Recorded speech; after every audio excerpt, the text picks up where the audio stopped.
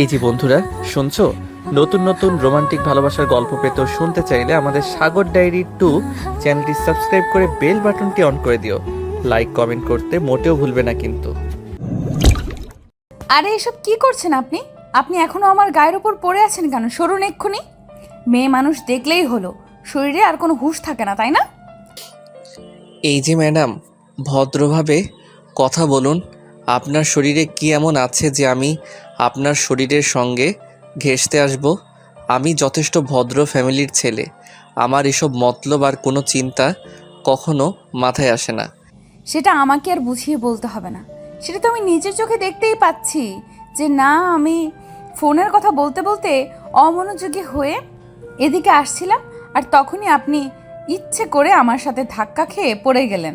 আর এখন বলছেন আপনি ভদ্র ফ্যামিলির ছেলে, আর এটাও আমাকে বিশ্বাস করতে হবে? কেন? এখানে অবিশ্বাস করার কি আছে? আর আপনি নিজেকে কি মনে করছেন? আপনি অবিশ্বাস করলেই বা আমার কি যায় আসে? আপনি তো আমার তেমন কেউ নন যে আপনার বিশ্বাস অবিশ্বাসে আমার কোনো কিছু যায় আসে।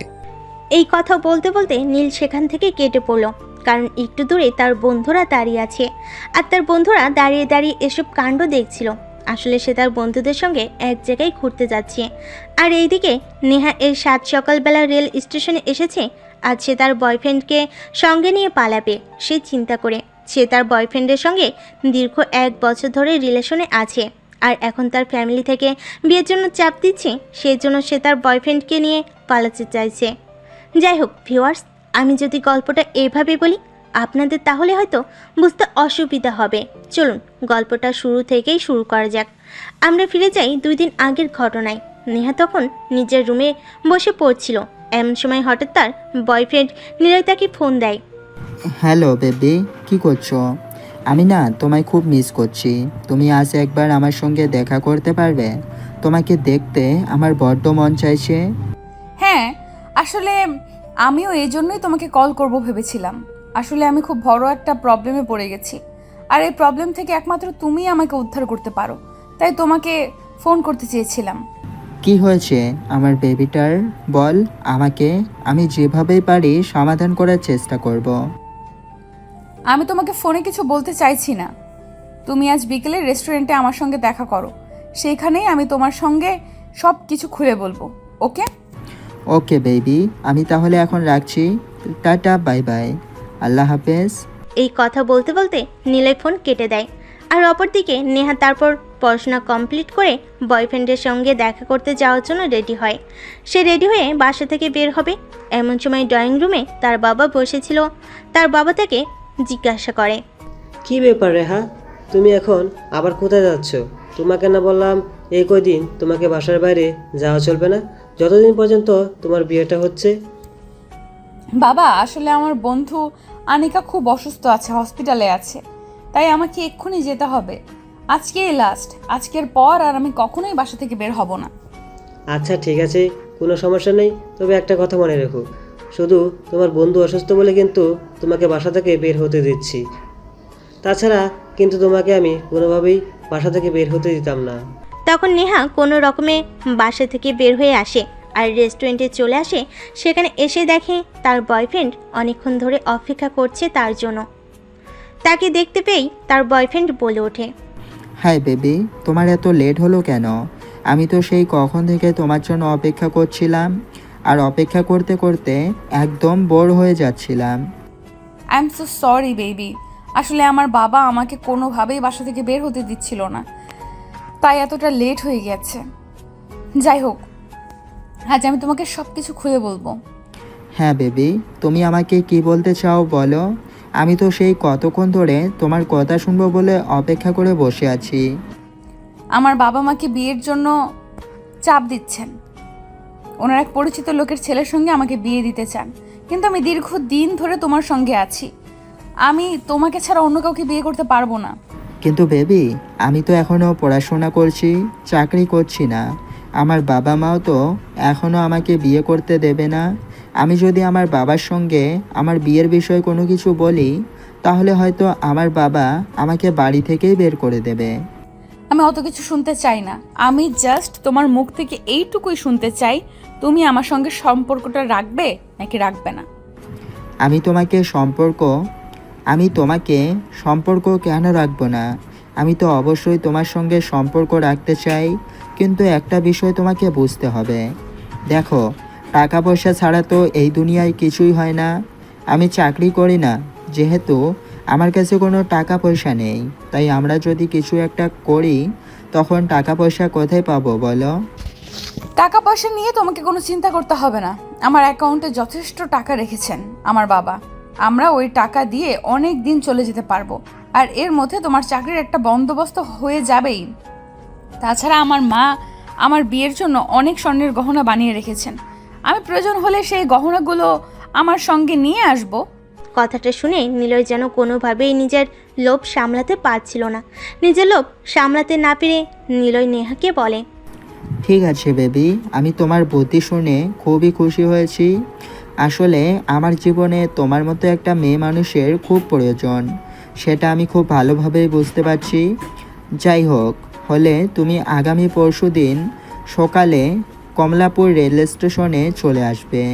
সেখান থেকে আমরা ট্রেনে কুমিল্লা চলে যাব। তারপর সেখান থেকেই শুরু হবে আমাদের নতুন জীবনের পথ চলা। ঠিক আছে, তাহলে এই কথাই রইল। এখন তুমিও বাসায় যাও আর আমিও বাসায় যাই। এই কথা বলে নিলয় আর নেহা দুজনেই যার যার বাসায় চলে যায়। আর এদিকে নেহা বাসায় এসেই পালানোর জন্য ব্যাগপত্র গোছাতে শুরু করে। তার কাছে নগদে যত টাকা পয়সা ছিল, তার মায়ের কিনে রাখা স্বর্ণের গহনা ছিল, সব কিছু সে নিজের ব্যাগে নিয়ে নেয়। এদিকে দেখতে দেখতে তার বাড়ি থেকে বের হয়ে যাওয়ার সময় ঘনিয়ে এলো রাত 3টা বাজে। এমন সময় সে নিলয়কে ফোন করে। নিলয় তখন ঘুমাচ্ছিল। এত রাতে তাকে কেউ ফোন করে বিরক্ত করুক, এটা তার পছন্দ নয়। তাই সে অনেকটা রেগে গিয়ে ফোনটা রিসিভ করে বলে, এই নেহা, তোমার কি খেয়ে দেয়ে কোনো কাজ নেই? এত রাতে কেউ কাউকে ফোন করে? তুমি তো জানো এখন আমার ঘুমানোর সময়। নিলয়, তুমি সব কি বলছো? আজ তো তোমার আর আমার পালিয়ে যাওয়ার ডেট। আমি তো সব কিছু গুছিয়ে রেডি হয়ে বসে আছি। একটু পরে বাসা থেকে বের হব, আর এখন তুমি আমাকে এই কথা বলছো? সরি বেবি, আসলে আমার এই কথাটা মনে ছিল না, একদম ভুলে গেছিলাম। তুমি কোনো চিন্তা করো না, আমি এক্ষুনি রেডি হয়ে বাসা থেকে বের হচ্ছি। এই কথা বলতে বলতে নিলয় ফোন কেটে দিয়ে দেখে নেহা কিছুক্ষণের মধ্যেই বাসা থেকে বের হয়ে যায়। আর বাসার সামনে সে আগে থেকে একটা সিএনজি রিজার্ভ করে রেখেছিল। তারপর সিএনজি করে কমলাপুর রেল স্টেশনে ভোর 4টার মধ্যে চলে আসে। স্টেশনে পৌঁছে একের পর একটা ফোন করে যাচ্ছে নিলয়কে, কিন্তু নিলয় ফোন তুলছে না। এটা দেখে নেহা প্রচণ্ড পরিমাণ ক্ষেপে যেতে শুরু করে। লাস্ট বার যখন নেহা নিলয়কে ফোন করে, তখন নিলয় ফোনটা তুলে আর রিসিভ করে অপর পাশ থেকে বলতে থাকে, বেবি, একটা সর্বনাশ হয়ে গেছে। আমি যখন বাসা থেকে বের হচ্ছিলাম তখন আমার বাবা আমাকে দেখে ফেলেছে। এখন আমার বাবা আমাকে রুমে আটকে রেখেছে। তুমি 10 মিনিট ওয়েট করো, আমি দেখছি, যেভাবে পারি চলে আসবো। এই কথা বলে নিলয় ফোনটা কাটিয়ে তারপর বাসা থেকে বের হয়। আসলে ঘটনা এরকম কিছুই না। নিলয় ব্যাচেলার একটা ছেলে, তার বাবা মা শহরে থাকে না। আর যাই হোক ভিউয়ার্স, আমি মূল গল্পে যাই, আপনারা বাকি ইতিহাসটা গল্পে শুনবেন। তারপর নিলয় বাসা থেকে বের হয়ে স্টেশনে চলে আসে। আসলে কমলাপুর স্টেশন থেকে তার বাসা খুব একটা দূরে ছিল না, তাই 10 মিনিটের মতো সময় লাগে হেঁটে আসতে স্টেশনে। এসে দেখে নেহা তার জন্য অপেক্ষা করছে। তখন নেহার পাশে গিয়ে বসে আর নেহাকে বলে, নেহা, আমি তোমার বাবার চোখে ফাঁকি দিয়ে চলে এলাম, কিন্তু এখন কথা হচ্ছে তুমি যা যা বলেছিলে সব কিছু এনেছো তো? দেখো, আমি কিন্তু আমার বাসা থেকে একটা পয়সাও নিয়ে আসতে পারিনি। আমরা দুজন চলবো কি করে? আরে বাবা, আমি তোমাকে বললাম তো এই বিষয়ে তোমাকে কোনো চিন্তা করতে হবে না। আমি সব কিছু গোছগাছ করে তারপরে বাসা থেকে বের হয়েছি। এই যে আমার পাশটা দেখতে পাচ্ছ, এটা ভর্তি টাকা আর গহনা। আর আমার অ্যাকাউন্টে তো যথেষ্ট অ্যামাউন্ট আছেই, তাই তোমার চিন্তার কোনো কারণ নেই। তুমি সত্যি বলছো তো? আমার কিন্তু একদম বিশ্বাস হচ্ছে না। তুমি আমাকে একটু দেখাও তো দেখি। তখন নেহা তার পার্স খুলে সবগুলো টাকা আর গহনা নিলয়কে দেখায়। এটা দেখে নিলয় কোনোভাবেই লোভ সামলাতে পারে না, তাই নিলয় নেহাকে বলে, বেবি শোনো, এটা কমলাপুর রেল স্টেশন। এখানে চুরির টাকা দিলে হয় হামেশাই হয়ে থাকে। আর তুমি তো মেয়ে মানুষদেরকে চোর ডাকাতেরা একটু বেশি সহজ সরল মনে করে। তাই একটা কাজ করো, তোমার এই পার্সটা আমার কাছে দাও, আমি আমার কাছে রাখি, তাহলে এটা সবচেয়ে বেশি নিরাপদ থাকবে। নেহা তখন আর দুবার চিন্তা না করে তার পার্সটা নিলয়ের হাতে তুলে দেয়। আর তখনই নিলয় নেহাকে বলে, বেবি, তুমি এখানে 2 মিনিট ওয়েট করো, আমার না খুব জোরে হিসু পেয়েছে, পাশেই টয়লেট আছে, আমি হিসু করে এক্ষুনি চলে আসবো। আচ্ছা ঠিক আছে, কোনো সমস্যা নেই, তুমি এক্ষুনি চলে আসবে। ট্রেন ছাড়তে আরও 25 মিনিট সময় বাকি আছে। এই কথা বলে নিলয় সেখান থেকে চলে যায়। আর এদিকে নেহা বসে বসে নিলয়ের জন্য অপেক্ষা করতে থাকে। কিন্তু 2 মিনিট, 5 মিনিট, 10 মিনিট, 15 মিনিট পেরিয়ে যায়, নিলয়ের আসার নাম গন্ধ নেই। এদিকে নেহা ফোন করতে থাকে, কিন্তু ফোন সুইচ অফ বলছে। নেহা কিছু ভাবতে পারছে না নিলয়ের কিছু হয়েছে। যখন ট্রেন ছাড়তে আর 5 মিনিট বাকি, তখন নিলয়কে ফোনে পাওয়া যায়। আর তখনই নেহা বলতে থাকে, কি ব্যাপার নিলয়, কোথায় তুমি? তুমি তো আমাকে বললে অপেক্ষা করতে, তারপর কোথায় চলে গেলে? আর এখন আসছো না কেন? একটু পরে তো ট্রেন ছেড়ে দেবে। বেবি, সর্বনাশ হয়ে গেছে। আমি যখন স্টেশন থেকে বের হলাম, তখনই আমার বাবা কিছু ছেলেপেলে নিয়ে আমাকে ধরে বেঁধে বাসায় নিয়ে এসেছে। আমার মনে হয় আজ আর তোমার সঙ্গে পালানো হবে না। বাই বেবি, আমাকে ক্ষমা করে দাও। এই কথা বলে আর কোনো উত্তরের অপেক্ষা না করে নিলয় ফোনটা কেটে দেয়। আর এদিকে নেহা কি করবে কিছুই ভাবতে পারছে না, কারণ সে বাড়ি থেকে এতগুলো টাকা আর গহনা নিয়ে পালিয়ে এসেছে। এখন সে খালি হাতে কিভাবে বাসায় ফিরে যাবে? আর বাসায় ফিরে গিয়েই বা বাবা মাকে কি বলবে, কিছুই ভাবতে পারছে না। তাই সে আনমনা হয়ে রেল স্টেশনে হাঁটছিল। আর তখনই তার নীলার সঙ্গে ধাক্কাটা লাগে। তারপরের ঘটনা তো আপনারা দেখলেনই। চলুন এখন আমরা বর্তমান সময়ের গল্পটা বলি।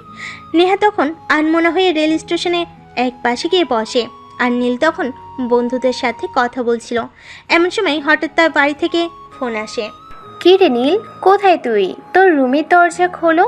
আর তুই রুমে নেই, এত রাতে কোথায় গেছিস? মা, তুমি এত তাড়াতাড়ি কিভাবে সব কিছু ভুলে যাও, আমি সেটাই বুঝতে পারছি না। তোমাকে তো আমি বলেছিলাম আজ আমি আমার বন্ধুদের সঙ্গে ঘুরতে যাইতেছি কক্সবাজার, কিন্তু তুমি এত তাড়াতাড়ি কিভাবে ভুলে গেলে? ও, আসলে আমার এটা তো মনেই ছিল না। কিন্তু একটা কথা খুব দুঃখের সহিত তোকে বলতে হচ্ছে, আজ তোর ঘুরতে যাওয়া হবে না। কারণ আজ দুপুরে তোর বাবা বাড়িতে আসবেন। তখন তোর বাবা ওনার পরিচয় তো একজনের মেয়ের সঙ্গে তোর বিয়ের কথা বলছেন, তাই তোর ঘুরতে যাওয়া হবে না। মানে কি? আমি তো তোমার কথা রাখা ওরা কিছুই বুঝতে পারছি না। আমি এখন বিয়ে করছি না, তো আমি এখন পড়াশোনা নিয়ে ব্যস্ত থাকতে চাই। ওসব কথা আমাকে বলে কোনো কাজ হবে না বাবা। তোমার বাবা যখন সিদ্ধান্ত নিয়েছেন তোমার বিয়ে দেবেন, তখন সেটাই হবে। তুমি তো খুব ভালো করেই জানো। আর তোমার বাবা ওনার মুখের উপর কথা বলা একদমই পছন্দ করে না। তাই আমিও তোমার কাছে আশা করব তুমি এই বিষয়ে আর কোনো ঝামেলা না করো। দেখো মা, এখন আমি কমলাপুর রেল স্টেশনে আছি, একটু পরে আমরা ট্রেনে উঠব, আর এখন তুমি এমন কথা বলছো? হ্যাঁ বাবা, আমি বলতে বাধ্য হয়েছি, তাই আর কোনো উপায় নেই। তুমি এক্ষুনি ফিরে আসো। বাসায় ফিরে না আসো আর এই কথাটা যদি তোমার বাবার কান পর্যন্ত পৌঁছায়, তাহলে তোমার বাবা কি করবে সেটা তুমি খুব ভালো করেই জানো। ঠিক আছে মা, তুমি ফোনটা রাখো, আমি দেখছি কি করা যায়। আমি আমার বন্ধুদেরকে বুঝিয়ে কক্সবাজার না যাওয়ার চিন্তা করছি। চিন্তা করছি মানে? তুমি কি বলতে চাইছো? ওসব কথা বলে কোনো লাভ হবে না। তোমার ঘুরতে যাওয়া হবে না মানে হবে না। আমি আর কোনো কথা শুনতে চাইছি না। তোমার বাবা বাসায় ফেরার আগেই আমি তোমাকে বাসায় দেখতে চাই, এটাই আমার শেষ কথা। এই কথা বলে নীলের মা ফোনটা কেটে দেয়। আর এদিকে তার বন্ধুরা তাকে ট্রেনে ওঠার জন্য তাড়া দিতে থাকে। তখন সে কোনো উপায়ন্তর না দেখে তার বন্ধুদেরকে বিষয়টা বুঝিয়ে বলে। আর তারপর তার বন্ধুরা চলে যায়। এদিকে নীল ধীরগতির নিঃশ্বাস ফেলতে ফেলতে স্টেশনের এক পাশে এসে বসে। তখন সে দেখতে পায় একটু দূরেই সেই অচেনা মেয়েটা গভীর চিন্তিত হয়ে বসে আছে। কিছুক্ষণ আগে যে মেয়েটার সঙ্গে ধাক্কা লেগেছিল আর অনেকগুলো কথা শুনেছিল, তাই সে আস্তে আস্তে মেয়েটার পাশে গিয়ে বসে আর বলে, কি ব্যাপার, আপনাকে এত চিন্তিত দেখাচ্ছে কেন? কোনো সমস্যা হয়েছে নাকি? আপনি তো অনেকক্ষণ আগে স্টেশনে এসেছিলেন, তাহলে ট্রেনে উঠলেন না কেন? আপনি আবার এখানে এসেছেন? আপনি কেন বুঝতে পারছেন না? আপনাকে আমি সহ্য করতে পারছি না, তারপরও কেন আপনি আমাকে এখানে বিরক্ত করতে এসেছেন? আপনি এখান থেকে চলে যান আর আমাকে আমার মতো থাকতে দিন। তখন পাশ দিয়ে একটা ছেলে চা গরম বলে চেঁচিয়ে যাচ্ছিল, আর নেহা ওই ছেলেটাকে ডাক দিয়ে 1 কাপ চা দিতে বলে। ছেলেটা নেহার দিকে 1 কাপ চা এগিয়ে দেয়। তখনই নীল নেহাকে বলে, মানছি, একটু আগে আপনার সঙ্গে আমার একটা ভুল বোঝাবুঝি হয়েছে, কিন্তু আপনি আমাকে পাশে রেখে একা একা চাটা খেতে পারবেন? মানে আমি আপনাকে এটা বোঝাতে চাইছি যে একা একা চা খেতে ভালো লাগে। আপনি তোমার মতো পরিচিত কেউ নন, আর আপনার সাথে আমার কোনো সম্পর্ক নেই, তাই আমি আপনাকে চা কেন অফার করব? আমি এখানে একাই আছি, তাই আমি একাই চাটা খাবো। আপনার যদি খাওয়ার ইচ্ছে থাকে আপনি খেতে পারেন, আই হ্যাভ ডোন্ট প্রবলেম। কিন্তু আমার তো আপনার পয়সা দিয়ে চা খেতে ইচ্ছে করছে। যদি কিছু মনে না করেন তাহলে আপনি একটা চাকরিতে দিন না, আপনার সঙ্গে বসে বসে চা খাই আর গল্প করি। তখন নেহা ওই চাওয়ালা ছেলেটার কাছ থেকে আরেক কাপ চা কিনে নেয় আর সেটা নীলের হাতে তুলে দেয়। তারপর দীর্ঘ নিঃশ্বাস ফেলতে ফেলতে চায়ের চুমুক দিতে থাকে। তখন নীল নিজের থেকেই বলে, আচ্ছা ম্যাডাম, দেখুন আপনার সঙ্গে আমার যা হয়েছে তো হয়েছে, এখন তোমার সেই সব কিছু মনে রেখে কোনো লাভ নেই। তাই আমি আপনাকে একটা কথা জিজ্ঞাসা করতে চাই, দয়া করে যদি উত্তর দেন। হ্যাঁ, কি বলবেন বলুন, আমি শুনছি। আপনি তো অনেকক্ষণ আগে স্টেশনে পৌঁছেছিলেন, তাহলে ট্রেনে উঠতেই পারতেন, কিন্তু আপনি সেটা না করে এখানে কেন বিষণ্ণ মনে বসে আছেন? যদি কিছু মনে না করেন তাহলে এর কারণটা জানতে পারি? আসলে আমি আমার বয়ফ্রেন্ডকে নিয়ে পালাবো বলে এসেছিলাম বাসা থেকে। অনেক টাকা পয়সা আর স্বর্ণের গহনা নিয়ে এসেছিলাম, কিন্তু আমার যতদূর মনে হচ্ছে আমার বয়ফ্রেন্ড আমার থেকে সেগুলো কৌশলে নিয়ে নিয়েছে এবং তারপরে এখান থেকে কেটে পড়েছে। কি বলছেন আপনি? আপনার বয়ফ্রেন্ড এতটা স্বার্থপর?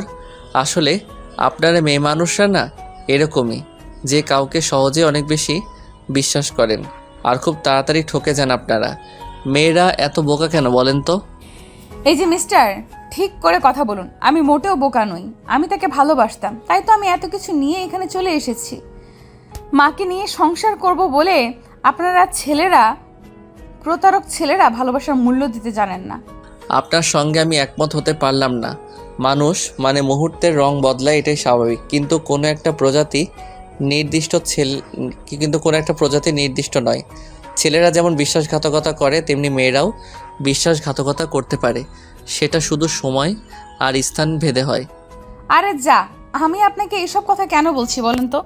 আপনি তো আমার পরিচিত কেউ নন, কিংবা আপনার সঙ্গে আমার কোনো সম্পর্কও নেই, তাহলে আমি এসব কথা আপনাকে কেন বলছি? আর আপনাকে বলি বা আমার কী লাভ হবে? আসলেই তো, আপনি আমাকে কেন এই কথাগুলো বলছেন আর আমি বা কেন শুনছি এই কথাগুলো? আমারও তো আপনার এই কথাগুলো শুনে সেরকম কোনো লাভ হবে বলে মনে হয় না। যাই হোক, আপনি এখন কি করবেন চিন্তা করছেন? বাসায় ফিরে যাবেন নাকি অন্য কিছু? আমি কোনো কিছুই ভাবতে পারছি না, কি করব আমি, আর এখন আমার কি করা উচিত। আসলে আমার মেজাজটা খুবই খারাপ হয়ে গেছে। আমি আমার মায়ের আলমারি থেকে মায়ের বিয়ের গহনা সহ আমার বিয়ের জন্য অনেকগুলো গহনা তৈরি করে রেখেছিল, সেইগুলোই নিয়ে চলে এসেছিলাম, আর বেঈমানটা সব কিছু নিয়ে পালিয়ে গেল। দেখুন, আমি আপনার বন্ধু নাই হতে পারি, কিন্তু বন্ধু হিসেবে একটা উপদেশ আপনাকে দিতে পারি। যদি সেটা মানেন তাহলে হয়তো আপনার ভালো হবে। উপদেশ দাও, আবার আপনি দিবেন কেন বলেন তো? আমাকে উপদেশ বা বুদ্ধি আপনার কি লাভ? আমি যতদূর জানি আপনি তো আমার পরিচিত বা আত্মীয় কেউ নন। দেখুন, আমরা সবাই মানুষ, আর মানুষ মানুষের জন্য, তাই আপনাকে একটু উপকার করতে পারলে আমার সেরকম লাভ না হলেও ক্ষতি হবে না, সেটা আমি জানি। আচ্ছা ঠিক আছে, আমাকে এত নীতি কথা শোনাতে হবে না। কি বলতে চান বলুন। আমার যদি আপনার অ্যাডভাইস পছন্দ হয় তাহলেই আমি হয়তো সব কিছু করব, আর নয়তো আমার মনে যা আসে আমি তাই করব। আপনি এখন আমার সঙ্গে চলেন, আমি আপনাকে আপনার বাসা পর্যন্ত পৌঁছে দিয়ে আসি। আপনার কি মাথা খারাপ হয়ে গেছে নাকি? আমার বাবা মা সবাই এতক্ষণে জেনে গেছে আমি বাসা থেকে পালিয়ে এসেছি, আর এখন আমি বাসায় কোন মুখ নিয়ে দাঁড়াবো বলতে পারেন? শুনুন, তাহলে আমি বলছি, আপনি আপনার বাসায় ঢুকবেন, আপনার পেছন পেছন আমিও আপনার বাসায় ঢুকবো। তখন আপনার বাবা মা আপনার বাসা থেকে এভাবে চলে আসার কারণ জানতে চাইবে, কেন আপনি তাদেরকে এভাবে ঠকিয়েছেন। তখন আপনি চুপচাপ দাঁড়িয়ে থাকবেন, যা বলার আমি বলবো। কিন্তু আপনি আমার বাবা মাকে ম্যানেজ করতে পারবেন? আমার বাবা কিন্তু প্রচণ্ড রাগী মানুষ। আমার বাবাকে কিন্তু সহজে কেউ কোনো কথা শোনাতে পারে না। দেখুন, আপনি ওসব কিছু আপনাকে চিন্তা করতে হবে না। ওইসব চিন্তা আপনি আমার উপর ছেড়ে দেন। আপনি শুধু নিজের উপর কনফিডেন্স রাখেন, আর আপনার বয়ফ্রেন্ড আপনার সঙ্গে যেটা করেছে সেটা ভুলে যাওয়ার চেষ্টা করুন। কিন্তু শোনেন, একটা কথা আপনাকে বলেই নেই, আমার সঙ্গে যেটা করেছে সেটার জন্য আমি নিজেকে কোনো দিনও ক্ষমা করতে পারবো না। যদি ওই শুয়োরের বাচ্চা কোনো দিন আমার সামনে এসে দাঁড়ায়, তাহলে ওকে আমি একদম খুন করে ফেলবো। আচ্ছা, আপনি একটা কাজ করেন তো, আপনার বয়ফ্রেন্ডের কোনো ছবি আছে আপনার কাছে? আপনার বয়ফ্রেন্ডের একটা ছবি আপনি আমাকে দেখাতে পারবেন? হ্যাঁ, অবশ্যই আছে। সে আমার বয়ফ্রেন্ড, আর তার ছবি আমার কাছে থাকবে না এরকম হয় নাকি? আপনি একটু ওয়েট করুন, আমি এক্ষুনি আপনাকে দেখাচ্ছি। এই কথা বলে নেহা তার ব্যাগ থেকে মোবাইলটা বের করে আর মোবাইল বের করে নীলকে নীলের একটা ছবি দেখায়। আর তখন নেহা নীলকে বলে, এই যে দেখুন, এটাই আমার বয়ফ্রেন্ড, দেখুন তো চিনতে পারেন কিনা? হ্যাঁ, আমি তো আপনার বয়ফ্রেন্ডকে চিনি, সে তো আমাদের এলাকাতেই থাকে। যদি আর তার সঙ্গে পার্সোনালি আমার পরিচয় নেই, তবে দু একবার দেখা হয়েছে। তবে একটা কথা আপনাকে বলতে খুব ইচ্ছে করছে, আপনি এই ছেলেটার সঙ্গে প্রেম করতে গেলেন কেন? মানে আপনি কি বলছেন? আমি তো কিছুই বুঝতে পারছি না। এই ছেলেটার তো চরিত্রের সমস্যা আছে। এই ছেলেটা আমাদের এলাকার আরও 2-3টা মেয়ের সঙ্গে সম্পর্ক করে, সে হয়তো নিজেও জানে না যে তার কয়টা গার্লফ্রেন্ড আছে। কি বলছেন আপনি? আমি তো নিজেকে বিশ্বাসই করতে পারছি না। যার সঙ্গে এতদিন ধরে সম্পর্কে আছি তার বিষয়ে আমি কোনো কিছু জানি না। আপনি সত্যি বলছেন নাকি আমাকে? আপনি নতুন করে ইমপ্রেস করার জন্য বাড়িয়ে বলছেন? দেখুন ম্যাডাম, আপনাকে ইমপ্রেস করার মতো ইচ্ছা আর কারণ কোনোটাই আমার নেই। শুধু আপনি কেন, কোনো মেয়েকে ইমপ্রেস করার ইচ্ছা আমার নেই। আর যদি থাকতো তাহলে হয়তো এতদিনে আপনার বয়ফ্রেন্ডের মতো আমারও বেশ কয়েকটা গার্লফ্রেন্ড আমার পকেটে থাকতো। তাছাড়া প্রেম টেম করার মতো যোগ্যতাও আমার নেই। আচ্ছা ঠিক আছে, ওইসব কথা এখন বাদ দেন। আপনি আমাকে অন্য কিছু বলতে চেয়েছিলেন, সেটাই বলুন। আচ্ছা ঠিক আছে, ওইসব কথা এখন বাদ দেন। আপনি আমাকে অন্য কিছু বলতে চেয়েছিলেন, সেটাই বলুন। হ্যাঁ, আমি যেটা বলছিলাম সেটাই আপনাকে বলি। আপনার বয়ফ্রেন্ড নীল একটা দুশ্চরিত্র ছেলে, সে মেয়েদেরকে শুধু ব্যবহার করে। আচ্ছা একটা কথা, আপনি বললেন তো আপনার বয়ফ্রেন্ড নীলই আপনাকে মাঝে মধ্যেই রুম ডেটের অফার করতো, তাই না? হ্যাঁ, সে আমাকে 2-3 বার রুম ডেটের অফার করেছে, কিন্তু আমি সেরকম মেয়ে নই। আমি ভদ্র ফ্যামিলির মেয়ে। আমি কেন তার সঙ্গে বিয়ের আগে তার সঙ্গে ফিজিক্যাল রিলেশন করতে যাব? ও যাই হোক, তাহলে আপনি বড় বাঁচা বেঁচে গেছেন। আর যদি আপনি তার সঙ্গে ফিজিক্যাল রিলেশন করে ফেলতেন তাহলে হয়তো বিষয়টা অন্য কিছু হয়ে যেত। যেমন ধরুন, আপনি যদি তার সঙ্গে ফিজিক্যাল রিলেশন করতেন, অ্যাক্সিডেন্টলি আপনি যদি প্রেগনেন্ট হয়ে যেতেন তাহলে কি করতেন? হ্যাঁ, আমি তো এখন সেই চিন্তাটাই করছি। আমি যদি অ্যাক্সিডেন্টালি প্রেগনেন্ট হয়ে যেতাম তাহলে আমি কি করতাম? বড়জোর বেঁচে গেছি যে আমি তার সঙ্গে ফিজিক্যাল রিলেশনে জড়াইনি। যাই হোক, ওসব কথা এখন বাদ দিন। চলুন আপনাকে বাসা পর্যন্ত এখন পৌঁছে দিই, তারপর যা হওয়ার তাই হবে। বলতে বলতে নীল নেহাকে নিয়ে স্টেশন থেকে বের হয় আর একটা অটোরিকশা করে নেহার বাসা পর্যন্ত চলে আসে। বাসার সামনে এসে রিক্সা দাঁড়াতেই নেহা নীলকে বলে, দেখুন, আমার খুব ভয় করছে। আমার বাবা কিভাবে রিয়েকশন করবে আমি সেটাই বুঝতে পারছি না। আমাকে তো বললাম এত চিন্তা করার কিছুই নেই। আপনি আমার উপর ভরসা রাখুন, যা হয় আমার উপরই হবে। আর চিন্তা করার কিছুই নেই। সো প্লিজ আপনি শুধু ভিতরে নিয়ে চলেন আমাকে। তখন নেহা মাথা নাড়িয়ে হ্যাঁ সূচক সম্মতি জানিয়ে সিঁড়ি দিয়ে উপরে উঠতে থাকে। তাদের ফ্ল্যাট 4 তলার, নিচের 3 ফ্ল্যাট ভাড়া দেওয়া। দরজার সামনে দাঁড়িয়ে কলিং বেল চাপ দেওয়ার বেশ কিছুক্ষণ পর নেহার বাবা এসে দরজা খুলে আর নেহাকে দেখতে পেয়ে ঠাস করে তার গালে একটা থাপ্পড় বসিয়ে দেয়। তোমার এত বড় সাহস হলো কি করে? তুমি আমাদের কাউকে কিছু না বলে বাসা থেকে বের হয়ে গেছো, আর সঙ্গে ওই বাদরটা কে? এটা কাকে নিয়ে এসেছো? নীল তখন নেহাকে কিছু বলার সুযোগ না দিয়ে নিজে বলতে থাকে। আঙ্কেল প্লিজ আপনি শান্ত হন, যেটা ঘটেছে সেটা এখানে দাঁড়িয়ে আলোচনা করার বিষয় নয়। আপনি প্লিজ ভিতরে চলুন, আমি আপনাকে সবটা বুঝিয়ে বলছি। কিন্তু আপনি এইভাবে চেঁচামেচি করে প্রতিবেশীদেরকে কোনো কিছু জানাবেন না, তাহলে কিন্তু আপনার নিজেরই মান ইজ্জত নষ্ট হবে। তুমি আমাকে কি বুঝিয়ে বলবে বলো? আর তুমি কে? তুমি তো নেহার বন্ধু নাও, তোমাকে তো আজকের আগে কখনো দেখিনি। হ্যাঁ আঙ্কেল, আপনি একদম ঠিক ধরেছেন। না, আপনার মেয়ের সঙ্গে আমার কোনো বন্ধুত্ব বা অন্য কোনো সম্পর্ক নেই। আজকে আপনার মেয়ের সঙ্গে পরিচয় হয়েছে। এখন প্লিজ আপনি ভিতরে চলেন, মাথাটা ঠান্ডা করেন, তারপর আমি আপনাকে সব কিছু বুঝিয়ে বলি। এই কথা শুনে নেহার বাবা নিজেকে একটু শান্ত করে আর চুপচাপ ড্রয়িং রুমে এসে বসে। তারপর কিছুক্ষণ পর নীলের দিকে তাকিয়ে বলে, আমি কিন্তু আর ধৈর্য ধরে রাখতে পারছি না। তুমি কি বলবে বলো, তা না হলে কিন্তু আমার মেজাজ খুব খারাপ হয়ে যাচ্ছে। এমনিতেই মাথা গরম আছে। হ্যাঁ দেখুন আঙ্কেল, আমি যেটা বলবো তারপর আপনার রিয়াকশন কী হবে সেটা আমি সত্যিই জানি না, কিন্তু সত্যি সেটা আপনাকে জানতেই হবে। আপনার মেয়ে একটা ছেলের সঙ্গে রিলেশনে ছিল, কিন্তু আপনি নাকি আপনার মেয়ের জন্য বিয়ের সম্বন্ধ করছেন, তাই আপনার মেয়ে সেই ছেলেটার সঙ্গে পালিয়ে যাওয়ার জন্য বাড়ি থেকে বের হয়ে চলে গিয়েছিল। নেহা, তোমার এত বড় দুঃসাহস হবে সেটা আমি কল্পনাতেও চিন্তা করিনি। তুমি আমার মেয়ে সেটা ভাবতেও আমার ঘেন্না লাগছে। আঙ্কেল প্লিজ আপনি শান্ত হন, আমি আপনাকে কি বলতে চাইছি সেটা আগে আপনি শুনুন, তারপর যা বলার বলুন। তখন নেহার বাবা নিজেকে একটু শান্ত করে সোফায় বসেন আর নীলকে বলতে বলেন। তখন নীল বলতে থাকে, হাসালি আঙ্কেল, যে ছেলেটার সঙ্গে আপনার মেয়ে রিলেশনে ছিল সেই ছেলেটা একটা প্রতারণা করে আপনার মেয়েকে ঠকিয়েছে, তাই আপনার মেয়ে এসব কিছুই সহ্য করতে না পেরে আত্মহত্যা করতে গিয়েছিল, আর সেখান থেকে আমি তাকে বাঁচিয়ে নিয়ে এসেছি। তুমি এই মেয়েটাকে বাঁচালে কেন?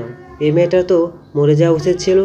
যে মেয়ে নিজের বাবা মায়ের মান সম্মানের কথা চিন্তা করে না, সে মেয়ে বেঁচে থেকে কী লাভ? সে তো মেয়ে নামে কলঙ্ক। আঙ্কেল প্লিজ আপনি শান্ত হন। দেখুন, আমি আপনার মেয়ের সাথে কথা বলে জানতে পারলাম যে নেহা আপনাদের একমাত্র মেয়ে, আর একমাত্র মেয়ে যে বাবা মায়ের কথাটা প্রিয় হয় সেটা আমি খুব ভালো করে জানি। তাকে অনেক কষ্ট করে বুঝিয়ে সুঝিয়ে আপনার এখানে নিয়ে এসেছি, কারণ আমি এটা খুব ভালো করে জানি আপনি উপরে যতই রাগ দেখাচ্ছেন না কেন আপনার মেয়েকে আপনি প্রচণ্ড ভালোবাসেন। যে মেয়ে নিজের বাবা মায়ের ভালোবাসার কথা চিন্তা করে না, যে বাবা মা তাকে 20টা বছর ধরে আদর করে যত্ন করেছে, সেই বাবা মায়ের কথা চিন্তা না করে বয়ফ্রেন্ডের সঙ্গে পালিয়ে যাওয়ার চিন্তা করে, সেই মেয়েকে আর যাই হোক ভালোবাসা যায় না।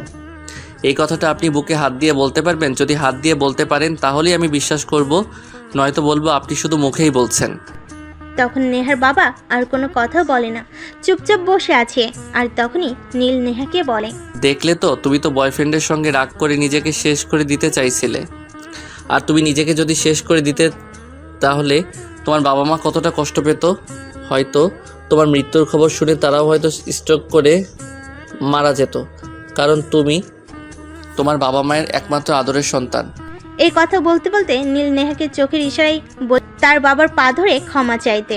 তখনই নেহা হাউমাউ করে কাঁদতে কাঁদতে তার বাবার পায়ে জড়িয়ে ধরে বলতে থাকে, বাবা প্লিজ আমাকে তোমরা ক্ষমা করে দাও, আর কখনোই এমন কাজ করব না। জীবনে যা ভুল করার করেছি, আর কোনো ভুল করব না। এখন থেকে তোমরা যা বলবে আমি তাই করব। হ্যাঁ আঙ্কেল, নেহা একদম ঠিক কথাই বলেছে। হাজার হোক নেহা আপনাদের সন্তান। নেহার ভুলগুলো যদি আপনারা ক্ষমা না করেন তাহলে সে কোথায় যাবে বলেন? সে যেহেতু এত করে আপনাদের কাছে ক্ষমা চাইছে, আপনি প্লিজ নেহাকে ক্ষমা করে দিন। আর একটা কথা আঙ্কেল, আমি শুনেছি আপনি নাকি তাকে বিয়ের জন্য প্রেশার দিচ্ছেন, তাই আমি বলবো সে যেহেতু এরকম একটা অ্যাক্সিডেন্ট থেকে বের হয়ে এসেছে, তাই আপনারা প্লিজ তাকে একটু সময় দেন নিজেকে গুছিয়ে নেওয়ার জন্য, তারপর না হয় এসব কিছু নিয়ে চিন্তা করা যাবে। আচ্ছা ঠিক আছে, তুমি একটু বসো, আমি তোমাকে আপ্যায়নের বন্দোবস্ত করি। না কেন, সেটার কোনো প্রয়োজন হবে না। আসলে আমি এখন বাসায় গিয়ে আমার মায়ের সঙ্গে নাস্তা করব। আসলে আমি প্রতিদিন সকালে আমার মায়ের সঙ্গে নাস্তা করি, কিন্তু আজ অ্যাক্সিডেন্টলি আমি আবার বন্ধুদের সঙ্গে ট্যুরে চলে যাচ্ছিলাম, কিন্তু কোনো একটা কারণ আছে আজ আমার ট্যুরে যাওয়া হচ্ছে না। আর হয়তো আল্লাহ তাআলা এটাই চেয়েছিলেন, আমি যদি আজ বন্ধুদের সঙ্গে ট্যুরে চলে যেতাম তাহলে হয়তো আপনার মেয়েকে আপনাদের হাতে পৌঁছে দিতে পারতাম না। যাই হোক বাবা, আমি কিন্তু তোমার কোনো কথাই শুনছি না। তোমার আন্টি এতক্ষণ বসে বসে কান্না করছিলেন। একটা মাত্র মেয়ে তো, খুব ভালোবাসি মেয়েকে, তাই মেয়ের এভাবে চলে যাওয়াটা মেনে নিতে পারেনি। তুমি জাস্ট 1 ঘন্টা সময় দাও, আমি তোমার আন্টিকে বলছি এক্ষুনি নাস্তা রেডি করতে। নীল অনেক নিষেধ করার পরও নেহার বাবা কোনো কথাই শুনলেন না। তিনি নেহার মাকে নাস্তা রেডি করতে বলেন। আর তারপর নাস্তা শেষ হলে নীল তাদের সবার কাছ থেকে বিদায় নিয়ে নিজের বাসার উদ্দেশ্যে রওনা দেয়। আর নেহা তাকে গাড়ির গেট পর্যন্ত এগিয়ে দেয়। যখন গাড়িতে উঠে যাচ্ছিল তখন নেহা বলে, তা মিস্টার, আপনি এত বড় একটা উপকার করলেন, আপনাকে তো ধন্যবাদ জানানোই হলো না। অন্তত আপনার ফোন নাম্বারটা দিয়ে যান, যাতে মাঝে মধ্যে আপনার খোঁজ খবর নিতে পারি। ফোন নাম্বার নেবেন না? আচ্ছা ঠিক আছে, কোনো সমস্যা নেই এলিয়েন। এই বলে নিজের একটা অটোতে উঠে আর তারপর বাসে চলে আসে। বাসে এসে কলিং বেল চাপ দিতেই তার মা দরজা খুলে আর দরজায় দাঁড়িয়ে থেকেই বলতে থাকে, কি ব্যাপার নীল? স্টেশন থেকে আসতে তো এত সময় লাগে না, তুমি এতক্ষণ কোথায় ছিলে? এখন ভিতরে চলো, তারপর সময় করে সব কিছু খুলে বলবো। এখন বলা যাবে না, অনেক সময় লাগবে। বলতে বলতে সে তার মাকে নিয়ে ভিতরে চলে আসে আর বিছানায় এসে শুয়ে একটা লম্বা ঘুম দেয়। বিকেল প্রায় 3টা হবে বাজে। সে তখনও ঘুমাচ্ছিল। এমন সময় হঠাৎ করে ফোনের রিংটোন বাজতে শুরু করে। মোবাইলটা হাতে নিয়ে দেখে একটা আননোন নাম্বার থেকে ফোন এসেছে। সে সচরাচর আননোন নাম্বারে ফোন রিসিভ করে না, কিন্তু পরপর ফোনটা বেজে যাচ্ছিল, তাই সে ফোনটা রিসিভ করে। কি ব্যাপার মিস্টার, ফোন রিসিভ করতে ভয় লাগে নাকি? সে কখন থেকে ফোন দিয়েই চলেছে, কিন্তু আপনি কোনোভাবেই ফোনটা রিসিভ করছেন না কেন বলেন তো?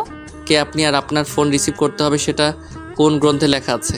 ও পরিচিত কাউকে এত কল করতে হয় নাকি?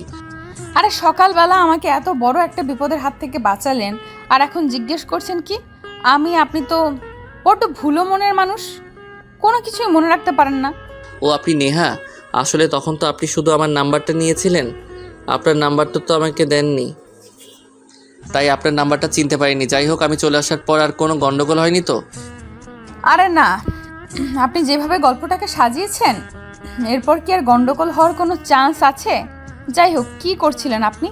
কি আর করব, বন্ধুদের সঙ্গে ঘুরতে যেতে তো পারলাম না, তাই ঘুমাচ্ছিলাম। আর আপনি কি করছেন? একজনের সঙ্গে কথা বলছি। তাই নাকি? আচ্ছা ঠিক আছে, তাহলে কথা বলুন, আর কথা শেষ হলে মন চাইলে ফোন দিয়েন। আরে বাবা, আপনি এরকম কেন বলেন তো? আমি তো আপনার সঙ্গেই কথা বলছি, সেটাই তো বললাম। আর আপনি এত বেশি বোঝেন কেন সেটাই বুঝতে পারছি না। ও আসলে আমি আপনার কথাটা বুঝতে পারিনি। যাই হোক, এখন কি চিন্তা ভাবনা করছেন? আবার নতুন করে কারোর সঙ্গে প্রেম করবেন নাকি? না, সেসব কিছু নিয়ে এখনো তেমন কোনো চিন্তা করিনি। তবে একজনকে আমার খুব ভালো লেগে গেছে। সে যদি আমার সাথে প্রেম করতে চায়, অবশ্যই আমি তার সঙ্গে প্রেম করব। আপনার মেয়েরা পারেনও বটে, একটা মেয়েরই আসল অবদান হলো না, আর একটা প্রেম করার ইচ্ছে করছেন। যাই হোক, সেসব আপনাদের নিজেদের ব্যক্তিগত ব্যাপার, আমি কেন সেসব নিয়ে নিজেকে ইনভলভ করছি? আচ্ছা, আপনি এত আনরোম্যান্টিক কেন বলেন তো? বয়স তো কম হলো না, একটা প্রেম করেন। আর প্রেম করতে না পারলে বিয়ে তো করেন। প্রেম হয়তো আমাকে দিয়ে হবে না, তবে বিয়েটা হবে হয়তো, কারণ আমার মা বলেছে আমার বাবা নাকি আমার জন্য বিয়ের সম্বন্ধ করছেন, তাই বিয়েটা হয়তো হয়ে যেতে পারে। কিন্তু আমার মন প্রাণ রোমান্টিক ছেলের সঙ্গে কে প্রেম করবে বলেন তো? আচ্ছা, যদি কিছু মনে না করেন একটা কথা বলি, আপনি কেমন মেয়ে পছন্দ করেন? যদি বলতেন তাহলে হয়তো আমি আপনাকে একটু সহযোগিতা করতে পারতাম। না ম্যাডাম, আমাকে সহযোগিতা করার কোনো প্রয়োজন নেই, আপনি নিজের চরকে তেল দেন। আমি রাখছি, খুব ঘুম পাচ্ছে, ঘুমাবো আমি। আপনি আমার কাঁচা ঘুমটা ভেঙে দিলেন। ও তাই নাকি? আচ্ছা সরি, রাখছি তাহলে। ভালো থাকবেন, টাটা, বাই বাই। এই কথা বলে নেহা ফোনটা কেটে দেয়। সন্ধ্যা হয়ে যায়। নীলের বাবা বাড়িতে আসে, কিন্তু সেরকম কোনো আভাস পাওয়া যায়নি। পরের দিন ব্রেকফাস্ট টেবিলে যখন নীল ব্রেকফাস্ট করতে আসে, তখন নীলের বাবা বলে, দেখো নীল, তুমি এখন যথেষ্ট বড় হয়ে গেছো, তাই আমি চাইছি এখন তোমার বিয়ে শাদী নিয়ে চিন্তা ভাবনা করতে। কিন্তু বাবা, আমার অনার্স কমপ্লিট করতে তো আরও 3 মাস সময় বাকি আছে। আগে পড়াশোনাটা শেষ করি, তারপর বিয়ের শাদী নিয়ে চিন্তা করি। আচ্ছা ঠিক আছে, সে তুমি যা ভালো মনে করো তাই করো। আমি এই বিষয়ে তোমাকে কোনো কিছুই বলবো না, কারণ আমি চাই না আমার ছেলে তার মতের বিরুদ্ধে গিয়ে কিছু করুক। লাভ ইউ বাবা, থ্যাংক ইউ সো মাচ। জানতাম আমার মা আমাকে না বুঝলে তুমি আমাকে খুব ভালো করেই বুঝবে, কারণ তুমি তো আমার বাবা, আর বাবারা সবসময় তাদের ছেলেদেরকে খুব ভালো করে বোঝে, তাই না বাবা? বলতে বলতে সবাই যার যার রুম মতো নাস্তা শেষ করে নিজের রুমে চলে যায়। আর এদিকে দেখতে দেখতে বেশ কয়েকদিন চলে যায়। ইতিমধ্যেই নীল আর নেহা প্রায়ই ফোনে কথা বলে, আর কথা বলতে বলতে তাদের মধ্যে একটা ভালো বন্ডিংও তৈরি হয়ে গেছে। যাই হোক, চলুন সেদিনের ঘটনাটা আপনাদের বলি। নীল ভার্সিটি থেকে বের হয়ে একটা রেস্টুরেন্টে ঢোকার জন্য সে দুপুরে খাবার খায়নি, তাই খুব ক্ষুধা পেয়েছে দুপুরে খাওয়ার জন্য। আর রেস্টুরেন্টে ঢুকেই দেখতে পায় নেহার এক্স বয়ফ্রেন্ড একটা মেয়েকে নিয়ে রেস্টুরেন্টে খেতে এসেছে। সেটা দেখতে পেয়ে সঙ্গে সঙ্গে নেহাকে ফোন করে। আমি তোমার বাসার কাছাকাছি একটা রেস্টুরেন্টে খাবার খেতে এসেছি, তুমি একটু আসবে? তোমার সঙ্গে দেখা করব। কিন্তু বাসা থেকে কি বলে বের হব? আমার বাবা তো এখন আমাকে চোখে চোখে রাখে, কোনোভাবেই একা একা বাসা থেকে বের হতে দেয় না। তুমি একটা কাজ করো, তোমার বাবাকে গিয়ে বলো তোমার একটা বন্ধু অ্যাক্সিডেন্ট করেছে, তাই তোমাকে এক্ষুনি বাসা থেকে বের হতে হবে, কারণ তোমার বন্ধুর রক্তের প্রয়োজন, আর তোমার বন্ধুর ব্লাড গ্রুপ 1। মাথায় এত বুদ্ধি আছে কি করে, আমি সেটাই বুঝতে পারি না। আপনি হুটহাট এইভাবে বুদ্ধি কিভাবে বের করেন বলেন তো? প্লিজ, এখন এত কথা বলার সময় নেই। তোমাকে যেটা বলেছি তুমি সেটাই করো। তুমি এক্ষুনি তোমার বাবাকে গিয়ে বলো এই কথাটা, তারপরে বের হয়ে আসো। তখন নেহা ঠিক আছে বলে ফোনটা কেটে দেয় আর তার বাবার কাছে যায়। নীলের বলা কথাটা তার বাবাকে বলে আর তার বাবার নিমেষে রাজি হয়ে যায়। তারপর সে বাসা থেকে বের হয়ে সে রেস্টুরেন্টে চলে আসে এবং নীলের সামনে চেয়ারে বসে তখন সে নীলকে বলে, আচ্ছা, আপনি এখানে খেতে এসেছেন সেটা বুঝলাম, কিন্তু এইভাবে আমাকে ডাকার কারণটা কি? আপনি কি আমায় ট্রিট দেবেন নাকি?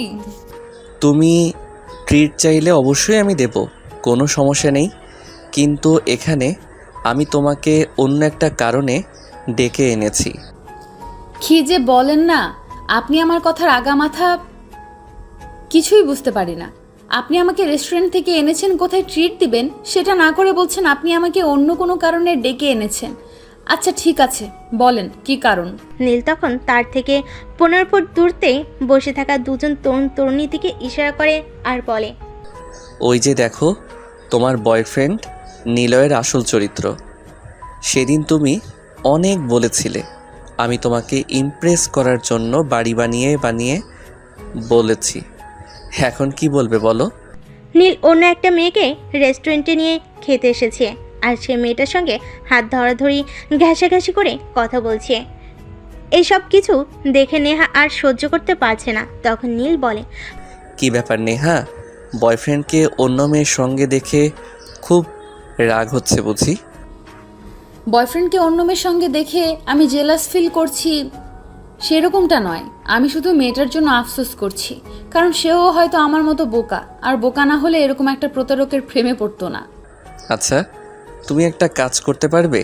যাই হোক, কাজ পরে করো, তোমার তো যা ক্ষতি হওয়ার হয়েই গেছে। তুমি এমন কিছু একটা করো যাতে এই মেয়েটার কোনো ক্ষতি না হয়। হ্যাঁ, আমিও মনে মনে এরকমটাই ভাবছিলাম, কিন্তু আমি কি করব? আর মেয়েটা কেনই বা আমাকে বিশ্বাস করবে? মেয়েটা তোমাকে কেন বিশ্বাস করবে? মানে মেয়েটাকে তোমার বিয়ে বিশ্বাস করাতেই হবে। তাছাড়া মেয়েটাকে বিশ্বাস করানো কি এমন কঠিন কাজ? তোমার কাছে তো তোমার আর তোমার বয়ফ্রেন্ডের অনেক ছবি আছে, এর থেকে 2-1টা দেখালেই হবে। মেয়েদেরকে বিশ্বাস করানোর জন্য এত কিছুর প্রয়োজন পড়ে না, মেয়েরা অল্পতেই বিশ্বাস করে। বুঝতে পেরেছো? হ্যাঁ, আমি সবটা বুঝতে পেরেছি, আর কোনো সমস্যা নেই, আপনি এখানে থাকেন, আমি আসছি বলে নেহা সেখানে আর এক মুহূর্ত দেরি না করে সোজা নিলয়ের সামনে গিয়ে দাঁড়ায়। আর নিলয় তাকে দেখে অনেকটা থতমত হয়ে বলে, কি ব্যাপার, তুমি এখানে কি করে এলে? কেন? আমাকে দেখে খুব অবাক হয়েছিস তাই না? তুই কি ভেবেছিলি সেদিন আমি আত্মহত্যা করব? না, আমি আত্মহত্যা করার মতো মেয়ে নই। তুই আমার সঙ্গে যেটা করেছিস খুব খারাপ করেছিস, এর পরিণাম আজ আমি তোকে বোঝাবো। এই কথাটা বলে নেহা নিলয়ের শার্টের কলার টেনে ধরে দাঁড় করায়। এমন সময় পাশ থেকে ওই মেয়েটা বলে, আরে আরে, এসব কি করছেন আপনি? আপনি আমার বয়ফ্রেন্ডের শার্টের কলার এভাবে চেপে ধরেছেন কেন? ছাড়ুন, আপনি ছাড়ুন বলছি। তা না হলে কিন্তু আমি রেস্টুরেন্ট অথরিটির কাছে আপনার নামে কমপ্লেন করব। এই মেয়ে চুপ কর। তুই তুই কাকে বয়ফ্রেন্ড বলছিস? সেই নর্দমার কিটকে? এটা তো একটা ঠগ, ভণ্ড, প্রতারক। আমার সঙ্গে কি করেছে তুই জানিস? জানলে তুই নিজেও একে জুতা পেটা করবি। আর এসব কি বলছেন আপনি? আর নিলয়, এই মেয়েটা কে? আর এই মেয়েটা এসব কথা কেন বলছে? হারামজাদা, কি বলবে? আমি তোকে বলছি, শোন, এটা আমার এক্স বয়ফ্রেন্ড। এর সঙ্গে আমার দীর্ঘদিনের সম্পর্ক ছিল। আমার পরিবার থেকে আমাকে বিয়ের জন্য চাপ দিচ্ছিল, তাই আমি তাকে নিয়ে পালিয়ে যাব বলে বাসা থেকে অনেক টাকা পয়সা নিয়ে পালিয়ে আসি। কিন্তু এই ভণ্ড প্রতারক আমাকে ঠকিয়ে টাকা পয়সা আর গয়না নিয়ে পালিয়ে যায়। মানে এসব কি বলছেন আপনি? আমি তো এটা বিশ্বাসই করতে পারছি না। একে তো আমি অনেক ভালো ছেলে মনে করতাম, তাই তো আমি এর সঙ্গে রিলেশনে এসেছি। আর আমার বাবা মা যদি জানতে পারে আমি এমন একটা বদমাশের সঙ্গে রিলেশনে এসেছি, তাহলে তো আমার বাবা মা আমাকে মেরেই ফেলবে। প্লিজ বেবি, তুমি আমাকে ভুল বোঝো না। এই মেয়েটা একদম মিথ্যা কথা বলছে। এই মেয়েটাকে আমি চিনি না। এই মেয়েটার সাথে আজকের আগে কখনো আমার দেখাই হয়নি। প্লিজ তুমি আমাকে ভুল বোঝো না। কিন্তু সম্পূর্ণ কথাটা শেষ করার আগেই নেহা তার পায়ের জুতো খুলে নিলয়কে পেটাতে শুরু করে আর বলতে থাকে, শালা হারামজাদা, আমি তোকে মিথ্যা কথা বলছি নাকি তুই এই মেয়েটাকেও আমার মতো টোপ গিলাচ্ছিস? দাঁড়া, মেয়েদের সঙ্গে প্রতারণা করার মজা আজ তোকে আমি হাড়ে হাড়ে বোঝাবো। এই কথাগুলো বলে নেহা সজোরে নিলয়কে আঘাত করতে থাকে।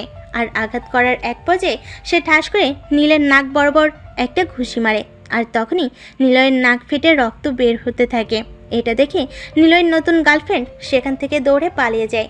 আর নীল দৌড়ে এসে নেহাকে ধরে বলে, আরে এটা কি করলে তুমি? এখন তো পুলিশ কেস হয়ে যেতে পারে। চলো এখান থেকে পালাই আগে। এই কথা বলে নীল আর নেহা সেখান থেকে দৌড়ে বের হয়ে আসে। আর বাইরে এসে রাস্তার সাইডে একটা গাছের নিচে বসে পড়ে। আর তখন নীল নেহাকে বলে, তুমি তো দারুণ মারপিট করতে পারো। তোমাকে সিনেমার অ্যাকশন হিরোইন বানালে কিন্তু বেশ মানাতো। এই যে দেখুন, একদম পাম দিতে আসবেন না। এই শালা আমার সঙ্গে যত বড় প্রতারণা করেছে, এর শাস্তি আরও হওয়া উচিত ছিল। আমার মায়ের বিয়ের গয়না, আমার জন্য তৈরি করে রাখা গয়না, আমার বাবার এতগুলো টাকা সবগুলো মেরে দিয়েছে। একে তো আমার খুন করে ফেলা উচিত। আচ্ছা ঠিক আছে, এখন আপনি শান্ত হন, যা করার পরে করবেন। কিন্তু একটা কথা বলুন তো, আপনি তো আসলে অনেক দিন ধরে রিলেশনে ছিলেন। আপনি যেভাবে তাকে মারলেন, আপনার কি একটু দয়া মায়া লাগেনি? আমার মনে হয় আপনি কোনো দিন তাকে ভালোই বাসেননি। যদি ভালোবাসতেন তাহলে এভাবে তাকে মারতে পারতেন না। সে আপনার যেটা মনে হয় সেটাই। এই বিষয়ে আমার বিন্দুমাত্র মাথা ব্যথা নেই। ভালোবাসা এখন আমার কাছে পান্তা ভাতের মতো হয়ে গেছে। সো ভালোবাসা সম্পর্কে আর কিছু বলবেন না। ঠিক আছে, এখন চলেন আপনাকে বাসায় পৌঁছে দিয়ে আসি। মিথ্যা কথা বলে বাসা থেকে তো বের হলেন, এখন যদি বাসায় ফিরতে খুব বেশি দেরি হয় তাহলে তো আবার আপনার বাবা আপনার থেকে 1000টা কৈফিয়ত চাইবে। আর আমি চাই না আপনার বাবা আপনাকে আর কোনো কৈফিয়ত দিতে বাধ্য করুক।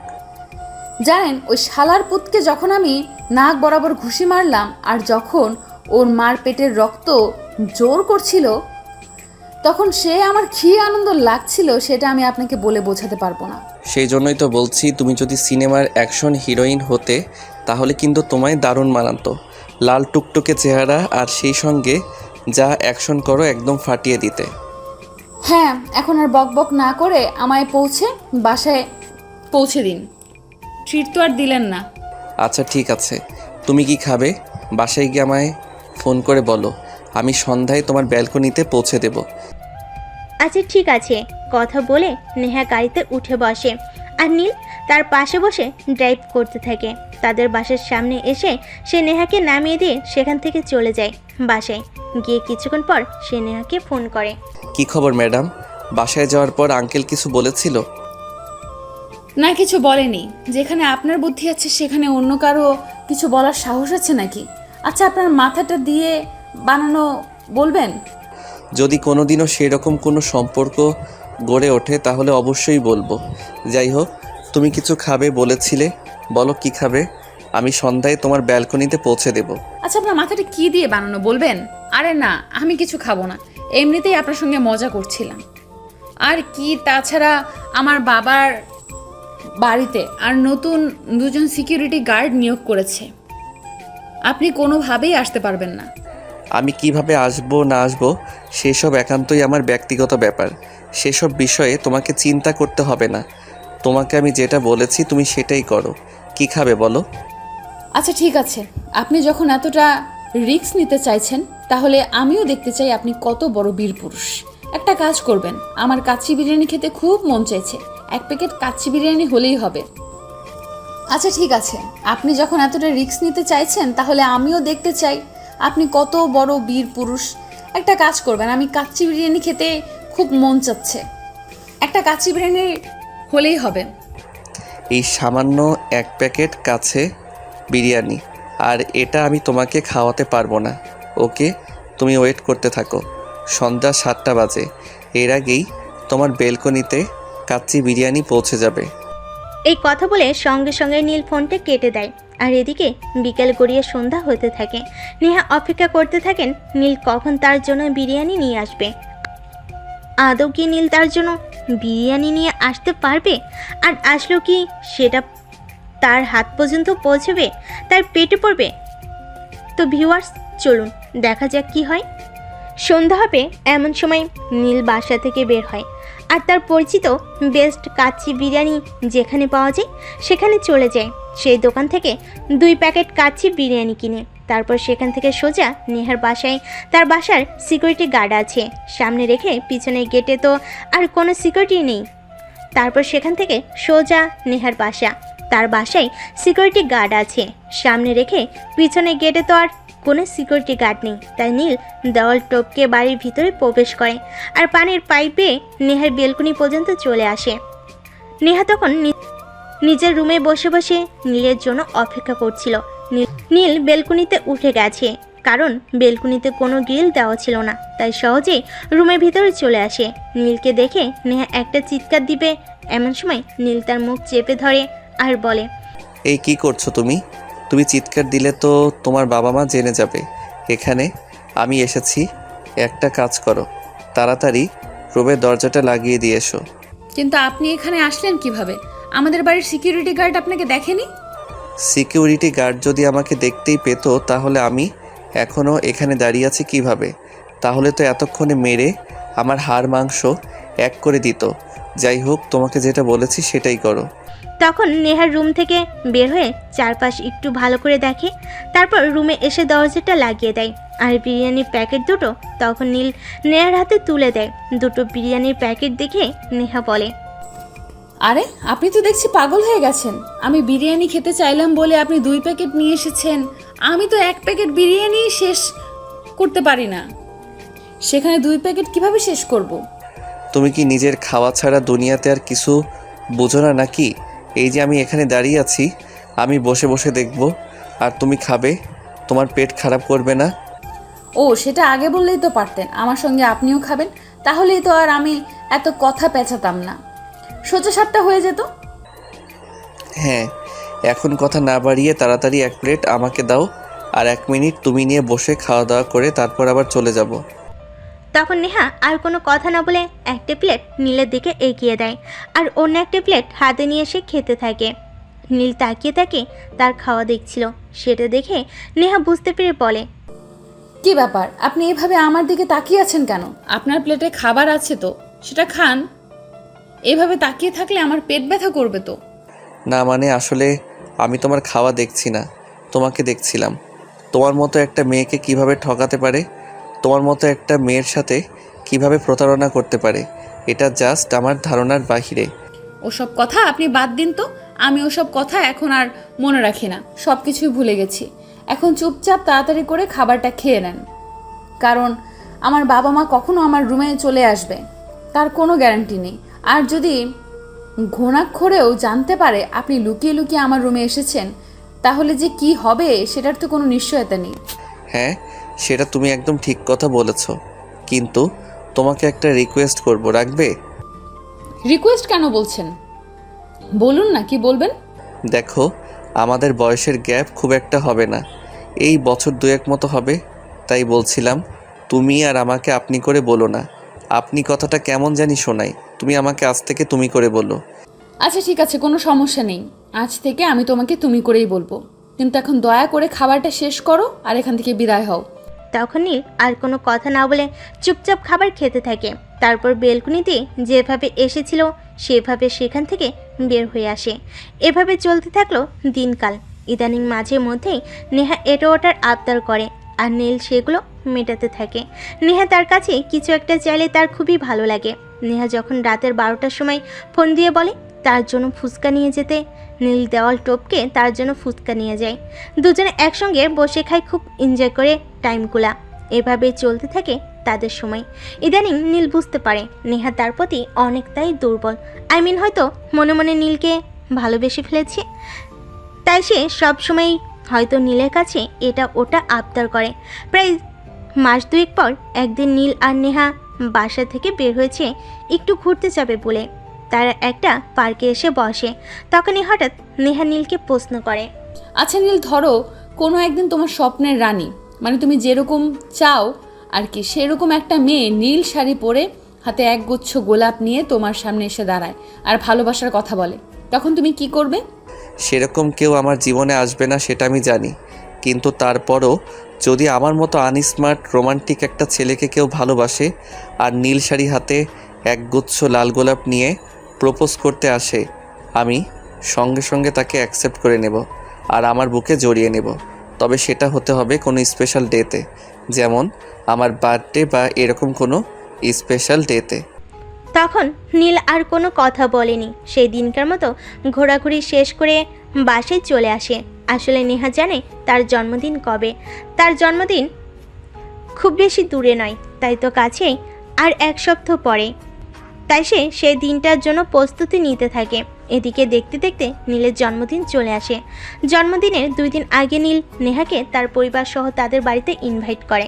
যেহেতু নেহার বাবার সঙ্গে নীলের পরিচয় আগে থেকেই ছিল, তাই সেদিন নেহা আর তার বাবার নীলদের বাড়িতে যায়। নেহা আজ অনেক সুন্দর একটা নীল রঙের শাড়ি পরেছে, সেই সঙ্গে তার খোপায় অনেকগুলো গোলাপ ফুল গাঁথা আছে, সেজন্য সে একটু সাজগোজ করেছে। তাই সব মিলিয়ে নেহাকে একটু অন্যরকম লাগছে। এদিকে জন্মদিনের অনুষ্ঠান শুরু হয়ে গেল। নীল কেক কেটে সবাইকে খাইয়ে দিল। তখনই নেহা তার কানের কাছে মুখ নিয়ে বলল, একটু ছাদে যেতে। এই কথা বলে নেহা নীলদের ছাদে চলে আসে আর পিছন পিছন নীলও আসে। বাকি সবাই নিজের অনুষ্ঠানে মগ্ন ছিল, তাই কেউ কিছু খেয়াল করেনি। নীল যখন ছাদে আসলো তখন তার সামনে হাঁটু গেড়ে বসে একগুচ্ছ লাল গোলাপ নিয়ে নীলকে বলে, নীল, জীবনে হয়তো কাউকে মন থেকে ভালোবেসে উঠতে পারিনি, তাই কাউকে এমনভাবে ভালোবাসার কথা কখনোই বলা হয়নি, কিন্তু তোমাকে দেখে আমি সত্যিই ভালোবেসে ফেলেছি, একদম মন থেকে ভালোবাসা যেটাকে বলে। তাই Neel, I love you, please accept me. I love you too সোনা। আমি জানতাম তুমি আমাকে মনে মনে ভালোবেসে ফেলেছো, কিন্তু তোমার মনের কথাটা আমাকে বলতে পারছো না। আর আমি নিজের থেকে কেন বলিনি জানো? আমি যদি বলতাম তাহলে তুমি হয়তো দেমাগ দেখাতে আমাকে অ্যাকসেপ্ট করতে সময় নিতে, কিন্তু তোমার এভাবে সময় নেওয়াটা আমার মোটেও পছন্দ হতো না। তাই কৌশলে ছলে বলে তোমাকে দিয়েই বলিয়ে নিলাম। তার মানে তুমি আমার সঙ্গে চিট করেছো, তাই না? ঠিক আছে, তোমার সঙ্গে আর কোনো কথাই বলবো না। এই কথা বলে মুখটা একটা ভেঙচি মেরে নেহা সেখান থেকে চলে যেতে চাইছিল, কিন্তু নীল তাকে সেটা করতে দিল না। পিছন থেকে নেহার হাত ধরে ফেলে আর একবারে তার বুকের সঙ্গে মিশিয়ে নিয়ে নেহার ঠোঁটের কাছে ঠোঁট দুটো রেখে বলতে থাকে, এই কোথায় যাচ্ছ তুমি? ভালোবাসার কথা বলে আমায় পাগল করে রেখে চলে যাবে আর আমি তোমাকে যেতে দিব? এটা তুমি ভাবলে কি করে? আমাকে ভালোবাসা যায়, ভুলে থাকা যায় না। এ কি করছো তুমি? ছাড়ো আমাকে, কেউ দেখে ফেলে কি হবে জানো? না ম্যাডাম, এসব বলে আমাকে কোনো লাভ হবে না, কারণ এখানে কেউ আসবে না। আমি তাদেরকে এদিক থেকে লাগিয়ে এসেছি, তাই কেউ আসার কোনো চান্স নেই।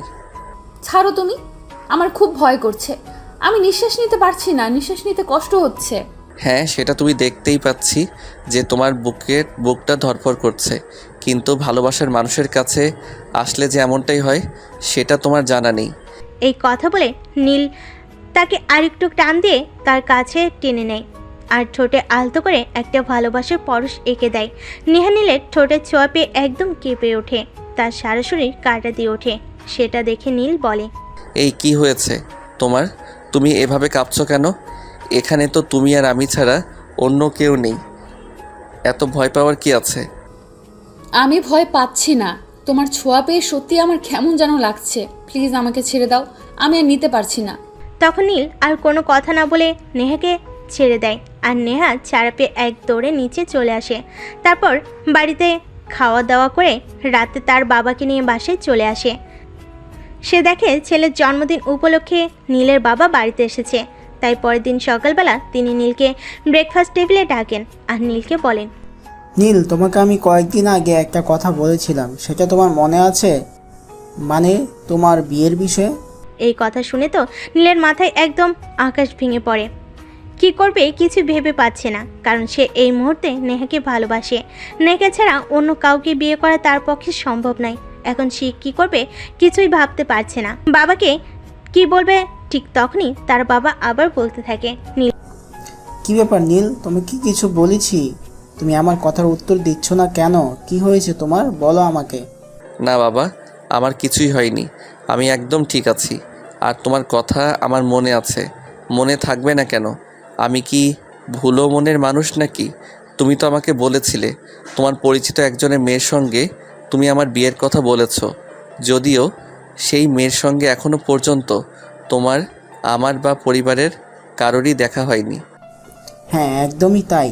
আমি এবার 1 সপ্তাহের জন্য এখানে এসেছি, তাই আমি চিন্তা করছি আজ বিকালেই আমি মেয়ের বাবার সঙ্গে ফোনে কথা বলবো এবং আগামীকাল তোমাকে নিয়ে সেখানে যাব। নীলের ভয়ে হাত পা ঠান্ডা হয়ে আসছে। সে কি করবে আর কি বলবে, তাই সে কোনো কথা না বলে চুপচাপ রুমে চলে আসে। আর রুমে এসে চিন্তা করতে থাকে এই কথাটা সে নেহাকে কিভাবে বলবে, আর বলার পর নেহার রিয়াকশনটাই বা কী হবে। কিন্তু সে এসব কথা নেহাকে বলার আগে নেহা তাকে ফোন করে। ফোন রিসিভ করতে নেহা বলতে থাকে, নীল, সর্বনাশ হয়ে গেছে, যেটার ভয় পাচ্ছিলাম সেটাই হচ্ছে। তোমাকে তো আমি বলেছিলাম আমার বাবা ওনার পরিচিত একজনের ছেলের সঙ্গে আমার বিয়ের সম্বন্ধ করেছেন, আর আজকে নাকি ওই লোক আমার বাবাকে ফোন করেছে, আগামীকাল নাকি আমাকে দেখতে আসবে। এখন আমি কি করব বলো, আমি কিছু ভেবে পাচ্ছি না। নীল প্লিজ কিছু একটা করো, আমি কিছু ভাবতে পারছি না। কি বলছো? আমি তো কিছুই বুঝতে পারছি না। আমিও তো ভাবছিলাম তোমাকে ফোন করব, আমিও তো সেই একই সমস্যায় পড়ে গেছি। আমি তো তোমাকে বলেছিলাম আমার বিয়ে হতে পারে, কারণ আমার বাবা ওনার পরিচিত একজনের মেয়ের সঙ্গে আমার বিয়ের সম্বন্ধ করছেন। আর গতকাল যখন আমার বাবা বাড়িতে আসছেন, আজকে সকালে আমাকে এই কথাটা বলেন। এখন কি হবে কিছুই তো বুঝতে পারছি না। আমি যদি তোমাকে না পাই তাহলে কিন্তু আমি সত্যি নিজেকে শেষ করব, কারণ নিলয়কে হয়তো আমি ভালোবাসিনি, কিন্তু তোমাকে আমি অনেক ভালোবাসি। তোমাকে ছাড়া আমার জীবন অসম্পূর্ণ। আমিও তো তোমাকে অনেক ভালোবাসি, তোমাকে ছাড়া কি আমি থাকতে পারবো? সেটা তুমি বুঝতে পারো না। ঠিক আছে, মাথা ঠান্ডা করো, আমাকে একটু ভাবতে দাও। তখন নেহা চুপচাপ ফোন কানে ধরে বসে থাকে। আর এদিকে কিছুক্ষণ পর নীল বলতে থাকে, আমার জন্য আমি কিছু করতে পারবো কি না এখনও বলতে পারছি না, তবে তোমাকে একটা কথা বলি, শোনো। তুমি যদি এই আইডিয়াটা কাজে লাগাও তাহলে 100% কাজ হবে। কি আইডিয়া? দেরি করছো কেন, বলো আমাকে। পাত্রপক্ষ যখন তোমাকে দেখতে আসবে, তোমাকে যখন তাদের সামনে নিয়ে যাওয়া হবে, তখন তুমি সবার সামনে বলে দেবে তোমার বাবা তোমাকে জোর করে বিয়ে দিতে চাইছেন। তোমার এই বিয়েতে কোনো মত নেই, তুমি অন্য একটা ছেলের সঙ্গে সম্পর্কে আসো। তখন দেখবে পাত্রপক্ষ এমনিতেই বিয়ে ভেঙে চলে যাবে, কারণ একটা ছেলে আর যাই হোক রানিং প্রেম করা একটা মেয়ের সঙ্গে বিয়ে করবে না। সত্যিই তুমি একটা জিনিয়াস, তোমার মাথায় বুদ্ধি আছে বলতে হয়। আচ্ছা ঠিক আছে, এখন রাখছি। এই কথা বলে নেহা ফোনটা কেটে দেয়। আর এদিকে নীল বিছানায় বসে বসে ভাবতে থাকে সে কি করবে, কিন্তু কোনো উত্তর খুঁজে পায় না। তাই পরের দিন সকালবেলা ঘুম থেকে উঠে রেডি হয়ে নেয় পাত্রী দেখতে যাওয়ার জন্য। যদিও যেতে তার বিন্দু মাত্র ইচ্ছা নেই, কিন্তু তারপরেও ওকে যেতেই হবে, কারণ তার বাবার আদেশ সে অমান্য করে না। সকাল 10টা নাগাদই নীল আর তার বাবা রেডি হয়ে বাসা থেকে বের হয়। ড্রাইভার গাড়ি চালাচ্ছে, সে আর তার বাবা পেছনে বসে আছে। সে অনেকটা মনমরা হয়ে বসে আছে। এটা থেকে তার বাবা বলে, কি ব্যাপার নীল, কি হয়েছে তোমার? তুমি এইভাবে মনমরা হয়ে বসে আছো কেন? তোমাকে এভাবে মনমরা হয়ে বসে থাকলে দেখতে আমার ভালো লাগে না। কই বাবা, কিছুই হয়নি। আসলে প্রথমবার বিয়ের পাত্রী দেখতে যাচ্ছি তো, তাই একটু নার্ভাস লাগছে, অন্য কোনো কিছু হয়নি। তাহলে তুমি তোমার চেহারাটা ঠিক করে বসো, তা না হলে সবাই ভাববে আমি তোমার বাবা হয়ে একটা মেয়ের সঙ্গে তোমাকে জোর করে বিয়ে দিচ্ছি। তখন নীল তার বাবাকে কোনো উত্তর দেয় না, কিন্তু এভাবেই চুপ বসে থাকে। কিছুক্ষণ পর দেখে গাড়িটা তার পরিচিত রাস্তা ধরে এগুচ্ছে। তাই সে তার বাবাকে বলে, বাবা, আমরা যেখানে যাচ্ছি এই বাসাটা কি এই রাস্তাতেই? হ্যাঁ, আমরা সেখানে যাচ্ছি। এই বাসাটা এই রাস্তা দিয়ে আর একটু সামনে গেলেই পড়বে। কিন্তু কেন বলো তো? না মানে এমনি জিজ্ঞাসা করছিলাম আর কি। আসলে এই রাস্তা দিয়ে মাঝে মধ্যে আমার যাওয়া আসা হয়ে থাকে তো, তাই। তখন নিজের বাবা আর কোনো কথা বলেনি। গাড়ি চলতে থাকে এভাবে। প্রায় কিছু সময় চলার পর একটা বাড়ির সামনে এসে গাড়িটা দাঁড় হয়। আর তখনই নীল সেটা থেকে একদম চমকে যায়, কারণ এটা তো নেহাদের বাসা, যেখানে এর আগেও বহুবার এসেছে। সে মনে মনে একটু ভয় পেতে থাকলো তার সঙ্গে কি হতে চলেছে। তখনই তার বাবা তাকে জিজ্ঞেস করে, কি ব্যাপার নীল, তোমার চেহারাটা এই অবস্থা হয়েছে কেন? তুমি কি কোনো কিছু নিয়ে চিন্তিত আছো নাকি? তোমাকে এমন বিষণ্ণ দেখাচ্ছে কেন? কই না তো, আমি একদম ঠিক আছি। এখন ভিতরে চলো। এই কথা বলে নীল আর তার বাবা ভিতরে প্রবেশ করে। আর যখনই 4 তলার ফ্ল্যাটে তার বাবা কলিং বেল বাজে, তখন সে অনেকটাই চমকে যায়। আসলে তার সঙ্গে কি হতে চলেছে? তার বাবা কি কোনোভাবে জানতে পেরেছে যে নেহার সঙ্গে তার সম্পর্ক আছে, নাকি তার বাবা কোনো কিছু না জেনে নেহার সঙ্গে বিয়ের সম্বন্ধ করেছে? সে আর কিছুই ভাবতে পারছে না। কলিং বেল চাপ দেওয়ার কিছুক্ষণ পরে নেহার মা এসে দরজা খুলে দেয়, আর তারা দুজনে ভিতরে প্রবেশ করে। বিশেষ দুর্বষ্ট, এর আগে কখনো নেহার মায়ের সঙ্গে নীলের দেখা হয়নি, তাই নেহার মা নীলকে চিনতে পারেনি। নীল আর নীলের বাবা ভিতরে প্রবেশ করার পর নীলের বাবা নেহার মাকে জিজ্ঞেস করে, ভাবি, ভাই সাহেব কোথায়?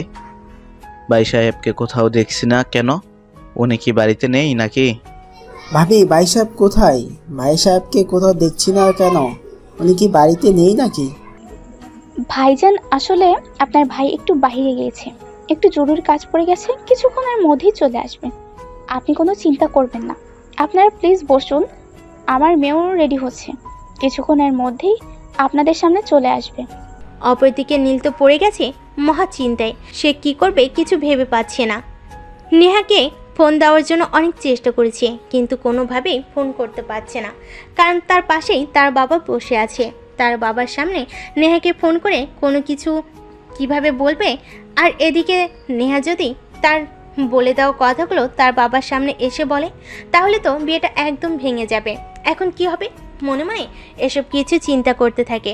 অপরদিকে নেহা পাত্রপক্ষের সামনে আসার জন্য প্রস্তুতি নেয়। এমন সময় তার বাবা বাড়িতে আসে, আর তার বাবা বাড়িতে এসে নীলকে দেখতে পেয়ে বলে, আরে তুমি সেই ছেলেটা না, যে ছেলেটা সেদিন আমার মেয়েকে আত্মহত্যার হাত থেকে বাঁচিয়ে এনেছিলেন? এই কথা শুনে নীলের বাবা অনেকটা চমকে গিয়ে নেহার বাবাকে বলে, কি ব্যাপার আমজাদ সাহেব, আপনি কি আমার ছেলেকে চেনেন নাকি? আগে কখনো আমার ছেলের সঙ্গে দেখা হয়েছিল? হ্যাঁ, একটা অ্যাক্সিডেন্টের মাধ্যমে আপনার ছেলের সঙ্গে আমার দেখা হয়েছিল। তবে আমি জানি না আপনার ছেলে সেই বিষয়ে আমাকে কিছু বলেছে কিনা, আর সেটা শোনার পরও আপনার ছেলের সাথে আমার মেয়ের বিয়ে দেবেন কিনা আদৌ আমি জানি না। আপনি কি বলছেন? আমি তো কিছুই বুঝতে পারছি না, প্লিজ একটু খুলে বলুন। আমি নিজেকে কনফিউশনে রাখতে চাই না। তখন নেহার বাবা কিছু একটা বলতে চাইছিল, কিন্তু সেই সুযোগ তিনি আর পেলেন না, কারণ তখনই নেহা সেখানে প্রবেশ করে আর সবাইকে সালাম দিয়ে কারোর দিকে না থেকে সোফায় বসে। আর তারপর কাউকে কিছু না বলার সুযোগ দিয়ে সে বলতে থাকে, দেখুন, আপনাদের সম্পর্কে আমি কোনো কিছু জানি না, আর আপনাদের সম্পর্কে আমি কোনো মন্তব্যও করতে চাই না। তবে আমি আমার বাবার সম্পর্কে কিছু বলতে চাই। আমার বাবা আমাকে জোর করে আপনাদের ছেলের সঙ্গে বিয়ে দিচ্ছেন। আপনাদের ছেলেকে আমার বিয়ে করার কোনো ইচ্ছে নেই, কারণ আমি অন্য একজনকে ভালোবাসি। কিন্তু আমার বাবা আমার সেই ভালোবাসার সম্পর্ক মেনে নিতে নারাজ, তাই আপনাদের ছেলের সঙ্গে আমাকে জোর করে বিয়ে দিচ্ছেন।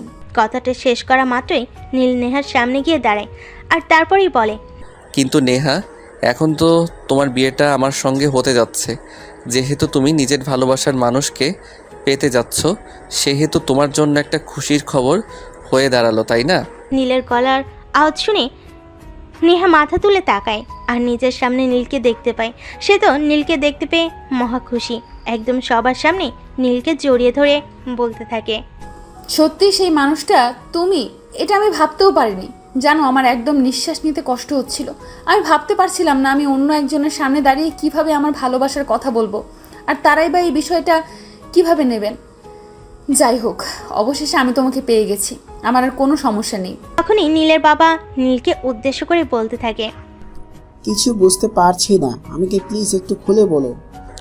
বাবা, আমার নেহার সঙ্গে আমার প্রেমের সম্পর্ক চলছে, কিন্তু আমি তোমাকে ভয় পেয়ে কোনো কিছু বলতে পারিনি। আর এদিকে নেহার বাবা ও নেহার বিয়ের জন্য ছেলে দেখছে, তিনিও প্রেম অ্যালাউ করেন না। তাই আমরা ভয় পেয়ে তোমাদের কাউকে কিছু বলতে পারিনি। সেজন্যই আজ আমাদেরকে এই পরিস্থিতির মুখোমুখি হতে হয়েছে। ও যাই হোক, তোমরা দুজনে যেহেতু এখন নিজেদের ভালোবাসার মানুষকে পেতে চাচ্ছ, তাহলে তো আর তোমাদের কোনো সমস্যা নেই, আর আমাদেরও কোনো সমস্যা নেই, তাই না? আপনার সমস্যা নাই থাকতে পারে, কিন্তু আমার সমস্যা আছে। আমি কোনোভাবে আপনার ছেলের সঙ্গে আমার মেয়ের বিয়ে দেব না। কিন্তু কেন? আপনি তো আমার ছেলের সম্পর্কে আগেই খোঁজ খবর নিয়েছেন, যদিও সামনাসামনি দেখা হয়নি। তখন তো আপনি নিজের থেকেই হাত বাড়িয়ে কথা বলেছেন আমার ছেলের সঙ্গে আপনার মেয়েকে বিয়ে দেওয়ার বিষয়ে। তবে এখন কি হলো যে আপনি আমার মেয়েকে আমার ছেলের সঙ্গে বিয়ে দিতে রাজি নন? আমি কোনো বিয়াদব মার্কা ছেলের সঙ্গে আমার মেয়েকে বিয়ে দেব না। যে ছেলে বিয়ের আগে আমার মেয়েকে আমার বিরুদ্ধে কথা বলতে শেখায়, সেই ছেলে আর যাই না হোক কোনোদিন ভদ্র জামাই হতে পারে না। আপনার ছেলের মতো অভদ্র একটা ছেলের সঙ্গে আমি কোনোভাবে আমার মেয়েকে বিয়ে দেব না। আমি আশা করি আপনি বুঝতে পেরেছেন। এখন আপনারা বাবা ছেলে দুজনেই আসতে পারেন। আমি আপনাদের দুজনকে আর কোনো কিছুই বলতে চাই না। দেখুন, সব কিছু আপনার ইচ্ছা মতো হবে এমনটা তো নাও হতে পারে। আপনি এতদিন নিজেই আমাকে এত প্যারা দিয়েছেন আপনার মেয়েকে আমার বাড়িতে নিয়ে যাওয়ার জন্য, আর এখন আপনি নিজেই বলছেন আমি কি আপনার ছেলের হাতে তুলে দেব না? এটা হতে পারে না। দেশে আইন কানুন আছে, দেশে আইন কানুন বলতে কিছু আছে। আপনি যদি স্বেচ্ছায় আপনার মেয়েকে আমার ছেলের হাতে তুলে না দেন, তাহলে আমরা অন্য কিছু করতে বাধ্য হব। অন্য কিছু করতে বাধ্য হবেন না মানে আপনি কি আমাকে ট্রিট করছেন নাকি? আমি তো কিছুই বুঝতে পারছি না। আপনার যদি মনে হয় আমি আপনাকে ট্রিট করছি, তাহলে আমি আপনাকে ট্রিটই করছি। কারণ আপনার মেয়েকে আমার ছেলে ভালোবাসে, এই কথা আমি জানতাম না। আমার ছেলে কখনো আমাকে এই কথা বলেনি। যদি জানতাম তাহলে আমি কখনো আপনার মেয়ের সঙ্গে বিয়ের সম্বন্ধ নিয়ে এভাবে আপনার বাড়িতে আসতাম না। রাস্তা থেকে আপনার মেয়েকে তুলে নিয়ে কাজী অফিসে আমার ছেলের সঙ্গে বিয়ে করিয়ে দিতাম। আপনি তো দেখছি আমার ঘরে বসে আমাকে হুমকি দিচ্ছেন। জানেন এর জন্য আমি কি করতে পারি? হ্যাঁ, আমি খুব ভালো করেই জানি আপনি কি বলতে পারেন। যাই হোক, আমি কিন্তু শেষবারের মতো বলছি, আপনি সেই ইচ্ছে রাজি হন, তা না হলে কিন্তু আমরা খারাপ কিছু করতে বাধ্য হব, বলে দিলাম। কারণ আপনার মেয়েকে যেহেতু আমার ছেলে ভালোবাসে, আমারও পছন্দ হয়েছে, তাই আমি আমার বাড়ির পুত্রবধূ বানাবো, সেটা যেভাবেই হোক। এই কথা বলে নীলের বাবা বসা থেকে উঠে দাঁড়ায় আর তারপর নীলের হাত ধরে টান দিয়ে তাকে উঠে দাঁড় করায় আর নেহার বাবার দিকে তাকিয়ে বলে, আপনাকে আমি 1 সপ্তাহ সময় দিয়ে গেলাম। 1 সপ্তাহ সময়ের মধ্যে যদি আপনি আপনার মেয়ের আর আমার ছেলের বিয়ের তারিখ ঠিক না করেন, তাহলে কিন্তু আমি যেটা বলেছি আমি সেটাই করব। আপনার মেয়েকে তুলে নিয়ে কাজী অফিসে আমার ছেলের সঙ্গে বিয়ে দেব, এই কথাটা আপনি মনে রাখবেন। তখনই আর বাবা আর কোনো কথা বলেনি, চুপচাপ সোফায় গিয়ে বসে থাকে। এদিকে নীল আর তার বাবা সেখান থেকে চলে যায়। তখন নেহা তার বাবার পাশে গিয়ে বসে আর বলে, বাবা, তুমি এরকম কেন করছো? প্লিজ আমাদের সম্পর্কটা মেনে নাও। তুমি তো অজান্তেই নীলের সঙ্গে আমাকে বিয়ে দিতে চাইছিলে। এখন যেহেতু আমরা দুজন দুজনকে ভালোবাসি, সেহেতু আমাদের এই সম্পর্কটা মেনে নিতে তোমার সমস্যা কোথায়? প্লিজ বাবা। নেহা, তুমি এখন চোখের সামনে থেকে দূর। আমি কোনো কথা বলতে চাইছি না। আমাকে প্লিজ একা থাকতে দাও আর চিন্তা করতে দাও। সে তুমি চিন্তা করার যাই করো, তোমাকে আমি শেষবারের মতন জানিয়ে দিয়েছি, তুমি যদি আমাকে নীলের সঙ্গে বিয়ে না দাও, তাহলে আমি জীবনে বিয়েই করব না। আর নীলকে যদি আমি না পাই, তাহলে আমি এই জীবনও আর রাখবো না। এই কথা বলে সেখান থেকে আর এক মুহূর্ত কাল বিলম্ব না করে নেহা নিজের রুমে চলে আসে। সে বিছানায় বসে বসে মোবাইল টিপাটিপি করছিল। এমন সময় হঠাৎই নীল তাকে ফোন দেয়। কি ব্যাপার নেহা, কি করছিলে? অবশেষে তোমার সঙ্গে আমার বিয়েটা হতে চলেছে। এখন তোমার কেমন লাগছে? কেমন লাগছে সেটা এখনো বলতে পারছি না, কারণ আমার বাবা তো এখনো রাজি হলো না তোমার সঙ্গে আমাকে বিয়ে দিতে। যাই হোক, আমি কিন্তু আমার বাবাকে শেষবারের মতন জানিয়ে এসেছি, তিনি যদি আমাকে বিয়ে না দেন, তাহলে আমি অন্য কাউকে বিয়ে করব না। আরে বাবা, তুমি কত চিন্তা করো না। তোমার বাবা আজ না হোক কাল তোমাকে আমার হাতে তুলে দেবেন। আর এটা আমি 100% গ্যারান্টি দিয়ে বলতে পারি। তার কারণ হলো, আমি আমার বাবাকে জানি। আমার বাবা যখন কোনো কাজে হাত দেন, সেই কাজে তিনি সফল হয়েই ফিরেন। হ্যাঁ, আমিও আল্লাহ পাক রাব্বুল আলামিনের কাছে এটাই চাই যে আমাদের ভালোবাসা যেন পরিপূর্ণতা পায়। আমাদের ভালোবাসা যদি পরিপূর্ণতা না পায়, তাহলে আমার মতো দুঃখী মানুষ এই পৃথিবীতে আর একটাও থাকবে না। হয়েছে, এখন ওইসব কথা বাদ দাও, একটু আমাকে খুশি করো। মানে তুমি কি বলতে চাইছো? আমি তো কিছুই বুঝতে পারছি না। আমি তোমাকে কিভাবে খুশি করব? ন্যাকা একদম ছোট বাচ্চা সাজার চেষ্টা করছে, তাই না? একদম এসব ন্যাকামি আমার কাছে করবে না। যেটা বলছি সেটাই করো, তা না হলে কিন্তু আমি ফোন কেটে দেব আর কখনো তোমার সঙ্গে কোনো যোগাযোগ করব না। তখন নেহা নীলকে মোবাইলের মাধ্যমে একটা পাপ্পি দেয়। আর না, সেটা আগেই বুঝতে পেরেছিল, কিন্তু একটু ফাজলামো করছিল আর কি। যাই হোক, এরপর চলে গেল আরও বেশ কিছুদিন। এতদিনে নেহার বাবার মন গলেছে, তাই তিনি আজ নীলের বাবার সঙ্গে দেখা করতে এসেছেন। তা বিয়েই মশাই, আশা করি এবার আপনার মত পাল্টাইছে, তাই না? এবার মত তো পাল্টাতেই হবে, তা না হলে যে আমার মেয়ে অন্য কাউকে বিয়েও করবে না। কারণ সে আমার ছেলেকে ভালোবাসে। তাছাড়া আমি একটা বিষয় জানি না, ভালোবাসা ছাড়া মানুষ থাকতে পারে না। তাই আমি আমার মত পাল্টে বাধ্য হলাম, যাতে আমার মেয়ে আর আপনার ছেলে দুজনেই খুব ভালো থাকতে পারে। সেটা তো আপনাকে আমি আরও আগেই বলেছিলাম, কারণ আমি খুব ভালো করেই জানি। আর যাই হোক, এই যুগের ছেলেমেয়েরা পরিবারের কথা চিন্তা করে নিজের ভালোবাসাকে কোরবানি করবে না। প্রয়োজন হলে তারা নিজেকে কোরবানি করে দেবে। তাই আমি যখন শুনলাম আমার ছেলে আপনার মেয়েকে ভালোবাসে, তখন আর এক মুহূর্ত দেরি না করেই সিদ্ধান্ত নিয়েছি। আর সেজন্যই আমি আপনাকে বলেছিলাম, কিন্তু আপনি তো তখন বিষয়টা বুঝতে পারেননি। হ্যাঁ, এখন আমি বিষয়টা বুঝতে পেরেছি। তাই তো আমি কাল বিলম্ব না করে আপনার সঙ্গে কথা বলতে এসেছি। যাই হোক, বিয়ে শাদীর কথা বলা বিষয়ে আলোচনা করার কিছু আছে, তো তাই আপনার সঙ্গে আলোচনা করতে আসলাম। হ্যাঁ সেটাই। আচ্ছা আমরা তাহলে বিয়ের ডেটটা আমরা বিয়ের ডেটটা কবে ফাইনাল করতে পারি? আমার কিন্তু তাড়াতাড়ি তারিখ চাই, কারণ আপনার মেয়েকে ছেলের বউ হিসাবে আমার ভীষণ পছন্দ হয়েছে। তাই আমি তাড়াতাড়ি আপনার মেয়েকে আমার বাড়িতে নিয়ে আসতে চাই। আপনি চাইলে আগামী সপ্তাহে তারিখ রাখতে পারেন। আগামী সপ্তাহে আমি একদম ফ্রি আছি, আমার কোনো সমস্যা নেই। আরে আপনি কি বলছেন? আগামী সপ্তাহে কেন? আগামী সপ্তাহে তো অনেক দেরি হয়ে যাবে। আমি তো চাইছিলাম 2-1 দিনের মধ্যে আপনার মেয়েকে আমাদের বাড়িতে নিয়ে আসতে। এভাবে হয় নাকি? আপনি তো জানেন বিয়ে শাদীর ব্যাপার স্যাপার, কেনাকাটা, অ্যারেঞ্জমেন্ট বলে একটা বিষয় আছে। একটু তো সময় লাগবেই, তাই না? ওই সব কিছু আমার উপর ছেড়ে দিন। কেনাকাটা আর অ্যারেঞ্জমেন্ট ওই সব কিছু নিয়ে আপনাকে কোনো চিন্তা করতে হবে না। যা করার আমি করব। আর আমার কোনো কাজ করতে খুব একটা সময় লাগবে না। সেটা বললে হয়, হাজার হোক আমি মেয়ের বাবা।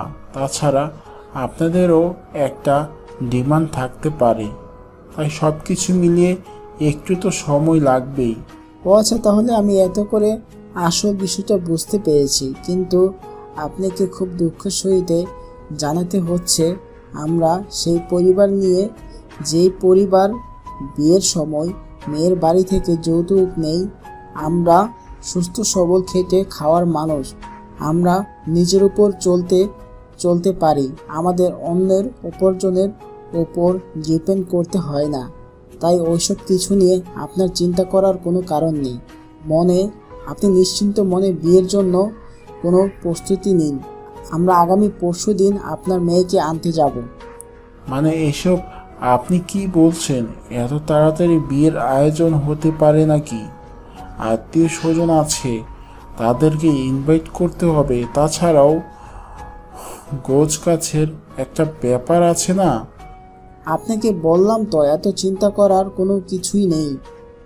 আপনার শুধু আপনার আত্মীয় স্বজন যাদের দাওয়াত করবেন তাদের দাওয়াত দিয়ে দিন, তাতেই হবে। অন্য কোনো কিছু আপনাকে ব্যবস্থা করতে হবে না, যা করার আমিই করব। তারপর সেদিনের মতো বিয়ের আলোচনা শেষ হয়। আর তখনই নীলের বাবা নীলের রুমে যায় আর বলে, মাই ডিয়ার ফ্রেন্ড, তোমার বিয়ে একদম পাকা হয়ে গিয়েছে। এইমাত্র তোমার শ্বশুরমশাই আমার সঙ্গে কথা বলতে এসেছিল। তুমি সত্যি বলছো বাবা? আমি তো একদম বিশ্বাসই করতে পারছি না। আর বাবা রাজি হবে না আগে আমার হাতে তুলে দিতে? এটা তো আমার কাছে জাস্ট কল্পনার মতো মনে হচ্ছে। থ্যাংক ইউ মামা, থ্যাংক ইউ সো মাচ। তোমার জন্যই হয়তো আজ আমার ভালোবাসা সফল হতে যাচ্ছে। তোমাকে কি বলে ধন্যবাদ দেব সেই ভাষা আমার জানা নেই। তারপর নীলের বাবা সেখান থেকে চলে যায়। আর নীল তখনই মোবাইলটা বের করে নেহাকে ফোন দেয়, এই খুশির খবরটা দেয়। এই কথা শুনে নেহা নীলকে বলে, জানো নীল, আমি সত্যিই বিশ্বাস করতে পারছি না অবশেষে আমার বাবা আমাদের ভালোবাসার সম্পর্ক মেনে নিচ্ছেন। কারণ আমি কখনো আমার বাবাকে নিজের মতের বিরুদ্ধে গিয়ে কোনো কাজ করতে দেখিনি। মনে যখন যেটা হয়েছে উনি তখন সেটাই করেছেন, কিন্তু আজ কিভাবে তোমার বাবার সিদ্ধান্তের কাছে হেরে গিয়ে তিনি নিজের মত পাল্টেছেন। সোনা, তুমি তো একজন বাবা, তাই তিনি খুব ভালো করেই জানেন ওনার সন্তান কোথায় ভালো থাকবেন, আর সেজন্য তিনি হয়তো এরকম একটা সিদ্ধান্ত নিয়েছেন। নয়তো হয়তো কোনোদিনই তোমাকে আমার হাতে তুলে দিতেন না। যাই হোক, ওসব কথা এখন বাদ দাও। এখন তুমি আমাকে এইটা বলো যে তোমার আর আমার বিয়েটা অবশ্যই হতে চলেছে, সেটা শুনে তোমার কেমন ফিল হচ্ছে? আমার তো মনে হয় তুমি অমাবস্যার রাতকে জিজ্ঞাসা করছো পূর্ণিমার চাঁদ পেয়ে তোমার কেমন লাগছে। তারপর নেহা নীল প্রেমালাপ করতে থাকে। এভাবে দেখতে দেখতে তাদের বিয়ের দিনগুলো ঘনিয়ে এলো। আজ তাদের বিয়ের কাজ সম্পূর্ণ হয়েছে। নেহাকে নীলদের বাড়িতে নিয়ে আসা হয়েছে। সারা বাড়ি ফুলের গন্ধ মম করছে। দূর থেকে বোঝা যাচ্ছে বিয়ে বিয়ে আবাস। নেহা বাসর ঘরে নীলের জন্য অপেক্ষা করছিল। রাত প্রায় 11টার মতো হবে। নীল আস্তে করে প্রবেশ করে রুমে, এসে দরজাটা লাগিয়ে দেয়। নেহা তখন খাট থেকে নেমে নীলাকে সালাম করে। আরে আরে, এসব কি করছো তুমি? তুমি আমাকে পায়ে হাত দিয়ে সালাম কেন করছো? তুমি আমার একমাত্র ভালোবাসা। তোমার জায়গা আমার পায়ে নয়, আমার বুকে। এই কথা বলে নীল নেহাকে টেনে দাঁড় করায় আর তার বুকের সঙ্গে জড়িয়ে নেয়। তখনই নেহা হাউমাউ করে কেঁদে ওঠে। তখন নীল নেহাকে বলে, কি ব্যাপার নেহা, কি হয়েছে? এখন আবার তুমি কান্না করছো কেন? আমরা তো এখন দুজন দুজনকে পেয়ে গেছি। আজ তো আমাদের অনেক খুশি থাকার কথা, কিন্তু তোমার চোখে পানি কেন? এটা কষ্টের পানি নয়, এটা ভালোবাসার মানুষকে নিজের করে পাওয়ার পানি। অবশেষে আমি তোমাকে আমার করে পেয়েছি, সেই খুশিতে আমার চোখে পানি এসে গেছে। আমি কোনোভাবেই নিজেকে কন্ট্রোল করতে পারছি না। হয়েছে মাই ডিয়ার সুইটহার্ট, এখন এসব কথা বাদ দাও। আজ আমাদের বাসর রাত, আজ কিন্তু আমাকে খুশি করতেই হবে। মানে তুমি কি বলতে চাইছো? আমি তো কিছুই বুঝতে পারছি না। তোমাকে আমি কিভাবে খুশি করব? অসহ্য, তুমি তো দেখছি কিছুই জানো না, নাকি সব কিছু জেনেও কোনো কিছু না জানার ভান করছো? সব কিছু জানলেই কি আমাকে স্টার্ট করতে হবে এমন কোনো হাদিস আছে নাকি? আপনি কি করবেন, যা করার আপনাকেই করতে হবে। ওরে চালাক, তার মানে আমাকে বোকা বানানো করছিল, তাই না? তুমি সব কিছুই জানো, কিন্তু সব কিছু জেনেও কোনো কিছু না জানার ভান করছিলে, তাই তো? হ্যাঁ, আমি সব কিছুই জানি, কিন্তু সব কিছু জানি বলেই কি আমাকে সব কিছু করতে হবে নাকি? তুমি আছো কি করতে? তুমি আমার বর, যা করার তোমাকেই করতে হবে। ওকে মাই ডিয়ার, কোনো সমস্যা নেই। তুমি যখন চাইছো আমি শুরু করি, তাহলে আমি শুরু করছি। এই কথাটা বলে নীল নেহাকে কোলে তুলে নেয় আর বিছানার উপর শুয়ে দেয়। নীল আস্তে আস্তে নেহার দিকে এগুচ্ছিল। তখনই নেহা নীলকে ধাক্কা দিয়ে সরিয়ে দিয়ে বলে, এই কি করছো তুমি? আজ আমাদের বাসর রাত, আর বাসর রাত শুরু করার আগেই আল্লাহ তাআলার কাছে 2 রাকাত নফল নামাজ পড়ে শুকরিয়া আদায় করতে হয়, সেটা তুমি জানো না? জানি না, তবে শুনেছিলাম, কিন্তু তোমাকে এতটা কাছে পেয়ে আমি নিজেকে কন্ট্রোল করতে পারছি না। ওসব কথা বলে কোনো কাজ হবে না, এখন চুপচাপ ফ্রেশ হয়ে আসো, দুজন একসঙ্গে নামাজ পড়বো। আমি ফ্রেশ হয়ে আসবো, আর তুমি কি করবে? তোমাকে ফ্রেশ হতে হবে না? তুমিও জানো, দুজন একসঙ্গে ফ্রেশ হয়ে এসে তারপরে নামাজ পড়বো। তখনই নীল আর নেহার দুজনে একসাথে ওয়াশরুমে ঢুকে তারপর ফ্রেশ হয়ে অজু করে নামাজ পড়তে বসে। নামাজ শেষে নেহা আল্লাহর কাছে অনেক কান্নাকাটি করে। যেভাবে সে নিজের ভালোবাসাকে চিনেছে, যেভাবে সে নিজের ভালোবাসার মানুষকে নিজের করে পেয়েছে, তাকে যেন আর কোনোদিনও ভালোবাসার মানুষকে হারাতে না হয়। তার ভালোবাসার মানুষটা যেন সারা জীবন তারই থাকে। এগুলো পাশে বসেই নীল শুনছিল।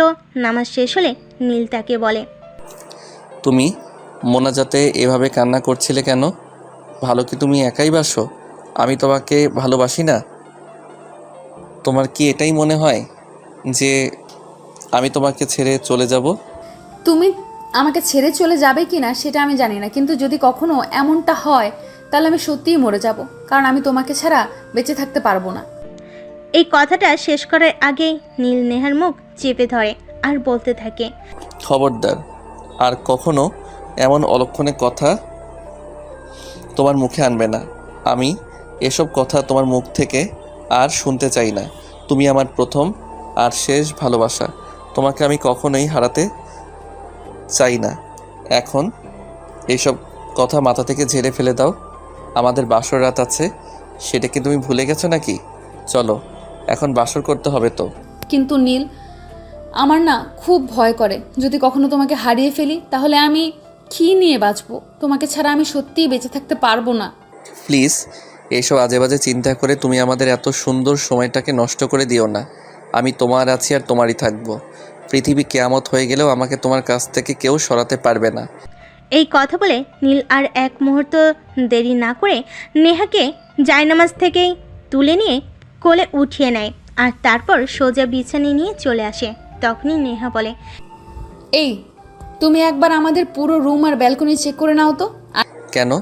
আমাদের বাড়িতে কি একটু আগে জোর এসেছিল নাকি যে জোর কোথাও লুকিয়ে আছে সেজন্য তুমি ভয় পাচ্ছ? আরে বাবা, তুমি এত কথা বলছো কেন? আমি তো সেটাই বুঝতে পারছি না। আসলে আমি শুনেছিলাম বাসরাতে নাকি ছোট ভাই বোনেরা ফাজলামো করে ঘরের আনাচে কানাচে লুকিয়ে থাকে আর নতুন বর বউয়ের কথা শুনে, তাই বলছিলাম আর কি। এই ব্যাপারে চিন্তা করার কোনো কারণ নেই, কারণ আমার কোনো ছোট ভাই বোন নেই, আর থাকলেও তাদের এত সাহস হতো না আমার বেডরুমে চলে আসার, যেখানে আমি আমার বউয়ের সঙ্গে রোম্যান্স করব। এই কথা বলে নীল নেহার দিকে এগোতে থাকে আর নেহা তখন পিছোতে শুরু করে। এটা দেখে নীল বলে, কি ব্যাপার, কি হয়েছে? তুমি এভাবে পিছাচ্ছ কেন? আমার কাছে আসো। আমার না কেমন জানি লাগছে, কেমন একটা অস্থির অস্থির হচ্ছে। এরকমটা সবারই হয়। এখন প্লিজ আমার কাছে এসো, আমি তোমার থেকে আর নিজেকে দূরে দূরে রাখতে পারছি না। এই কথা বলে নীল নেহার হাত ধরে আর একটু নিজের কাছে টেনে নেয় আর তাকে ভালোবাসতে শুরু করে।